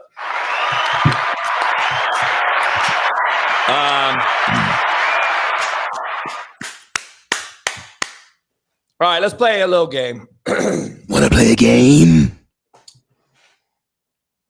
Micah Parsons, to my poll question, will be a bust very soon. We talked about it already. My unlimited cup ran out, so I can't talk about it. But have a listen. I'm at complete peace, and I say that because I don't think I could have done anything more to try to win that game, and that comes to watching film with the other guys in the room, saying what I'm seeing, being vocal out there on the field. I was completely at peace because I know I don't have no regrets about how I performed or what I put into the game. And, and I appreciate what really matters. At the end of the day, we were just outperformed, out-schemed. They had an answer for everything. People saying, well, why ain't you go to linebacker? Guess what? The packages are in for me to go to linebacker. I can only play what it's called. I'm not putting out personnel. I've even told multiple players, coaches, that I'm very fine playing linebacker. In playoffs, if that's what y'all want me to do, I just want to win. I do see a Super Bowl in my future. I want to be a Super Bowl champion. I challenge anyone to actually go look at the game film and say, did Micah play his heart out? To go out like that at home was... You're a liar. You're lying. I got the film right here. Want me to pull it up? Want me to pull up film? Want me to pull up the film and watch your lackluster, shitty effort, number one, right before the day before you're ready to do your podcast. I think he puts his hand on the ground thinking about what his podcast is going to be like the next day. I got to see him get purely dominated in San Francisco. I saw a Green Bay team that absolutely controlled the line of scrimmage, and Micah Parsons did diddly shit in that game. And watching him track the ball, he was fucking lazy, loafing, lackluster, non-physical. So he just lied to everybody to make a podcast. Because I have the film. I've seen the film. I've watched the film. He is a liar, and I will show you the film. So, Smitty, go ahead and defend Micah. Micah Parsons is one of the best football players in the NFL. He's one of the best defensive players in the NFL. He's shown that year in and year out. He's been in the conversation for Defensive Player of the Year for the last few years. This guy's still young, still learning how to be like basically a defensive lineman. Honestly, he's winning in pass rush just off pure athleticism. He doesn't even have like a lot of moves or any go-to moves right now. This guy will continue getting better. I we live in an era where you can podcast and play. You can do business and play. We see Travis Kelce in the Super Bowl yet again, might get another ring and has the biggest podcast out. Jason Kelce, his brother, biggest podcast out. We see these players have podcasts and still have tremendous success. So no, I'm sorry, I can't get jiggy with this. I just think it's just an old ass take from somebody who don't like what's going on now. It is what it is. Can we be honest though? The Kelce brothers the Kelce podcast though they don't mention players really. They don't matter. That's not your argument. You just mad that he's doing a podcast. Because Parsons makes himself look fucking foolish by his takes on his podcast when he brings up players' names and puts them in his mouth and talks about how great he is when he's not. Because I got the film. So I'm trying to figure out, you don't see the Kelce self-anoint themselves. They talk about real life shit, just having fun, jokes. That's why their show's much more successful than most. And Parsons does not. Parsons talks about what we should have did, and we'll beat the Niners if we play again. The Niners ain't shit. Debo's cat, blah, blah, blah. Like, shut up. You have no humility, homie. You are a fucking garbage freak of nature out there. You are a freak of nature who is absolutely non-worry. Offensive lines do not scheme for Micah Parsons. You are fucking mid. You're a freak of nature who is mid. Go be a fucking podcaster. I'm just telling you right now. But what do I know? Mid? I only know because I watch film. I don't Micah's know. mid. Micah's mid. Yep. All right. You think everybody average. You just think everybody in this generation fucking sucks. Nobody's good. Only good quarterbacks right now is Matthew Stafford and Aaron fucking Rodgers and Tom Brady, even though he's not playing no more. Nobody runs to the ball no more. Everybody's just athletic, but don't do nothing to better themselves. Nobody watches film no more. All the linebackers are soft. Everybody just suck now, I guess. Everybody just suck. It's 9:03, JB. Let's watch it real quick. We're past time. We ain't got about nothing. You know what I say? It's 9:03. There he is, Smitty. There he is. This is just a random play. I don't know what play this is, but I'm going to tell you. He just said that he plays all balls out, balls to the wall. JB, stop, man. You got too much knowledge to this. I just pulled up one play. I'm not. No, this play is fine. This play is fine. It's the first play of the game. Okay, watch the play. What do you like? Wait. Why does he stop his feet? The play is dead. He's the backside. He's the backside DN. Gets on the ball. Hits the block. Is dead.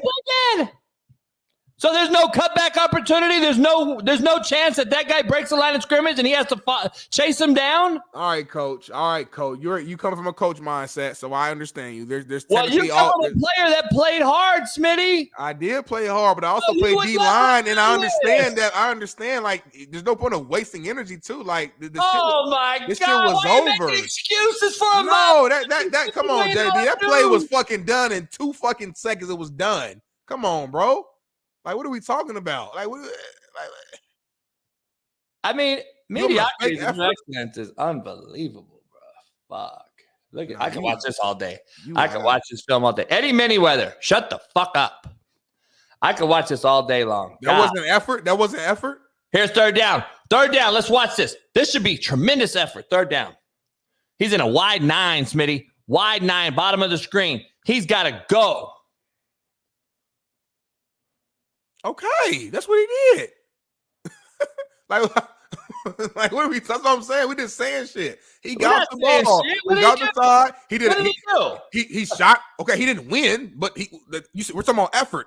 He lined up in a wide 9. Why'd he do that? To make the tackle jump out and overset so he could come back inside. The reason why it didn't work is because the running back timed it out and chipped him. The running back don't chip him, he would win. I played D-line. I know exactly what he's doing. He's setting his ass up, using his speed to make him overset. Watch. No, let it play. Let it play from that visual. Look, it's a new play. That was a first down. New play. So now, since he's getting chipped, this play he was a little hesitant. He's like, all right, fuck.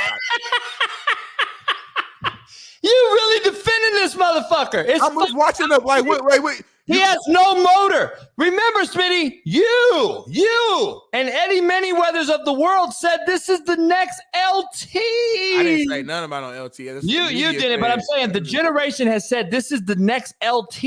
Okay, and let's go. You and, think all right, LT go pull up LT film and don't pull up LT highlight tape. No, go pull up LT film like you're doing right now. And let's do it. Please find a way. Use a connection. Let's go through every single. Let's pick up a game and go through every single LT play and let's nitpick everything.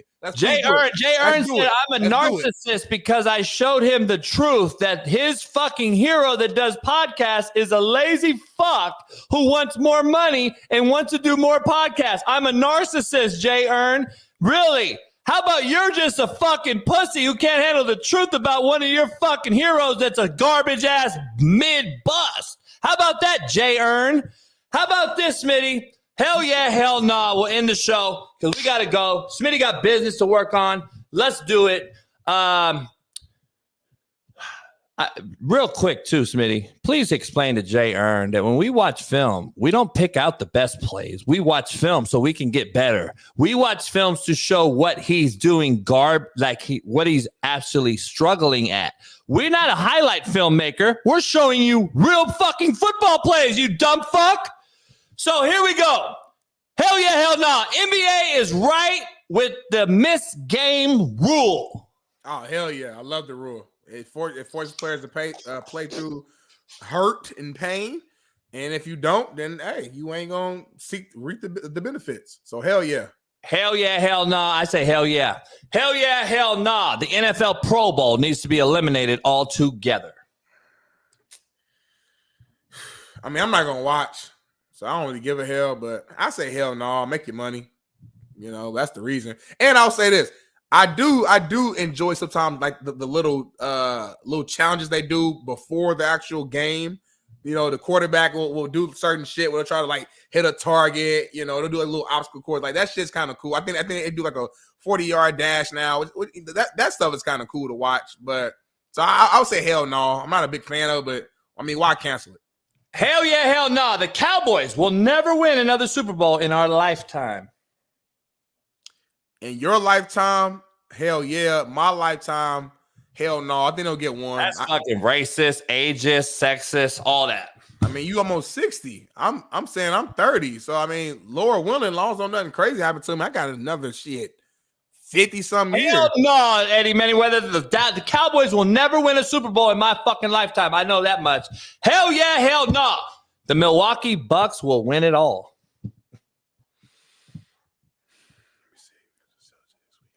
I'm putting Smitty on the spot. He knows they can't win it all. He just I really don't. I swear to God, I don't. Because the best teams right now are like young teams who are unproven. So I can't trust like the Timberwolves.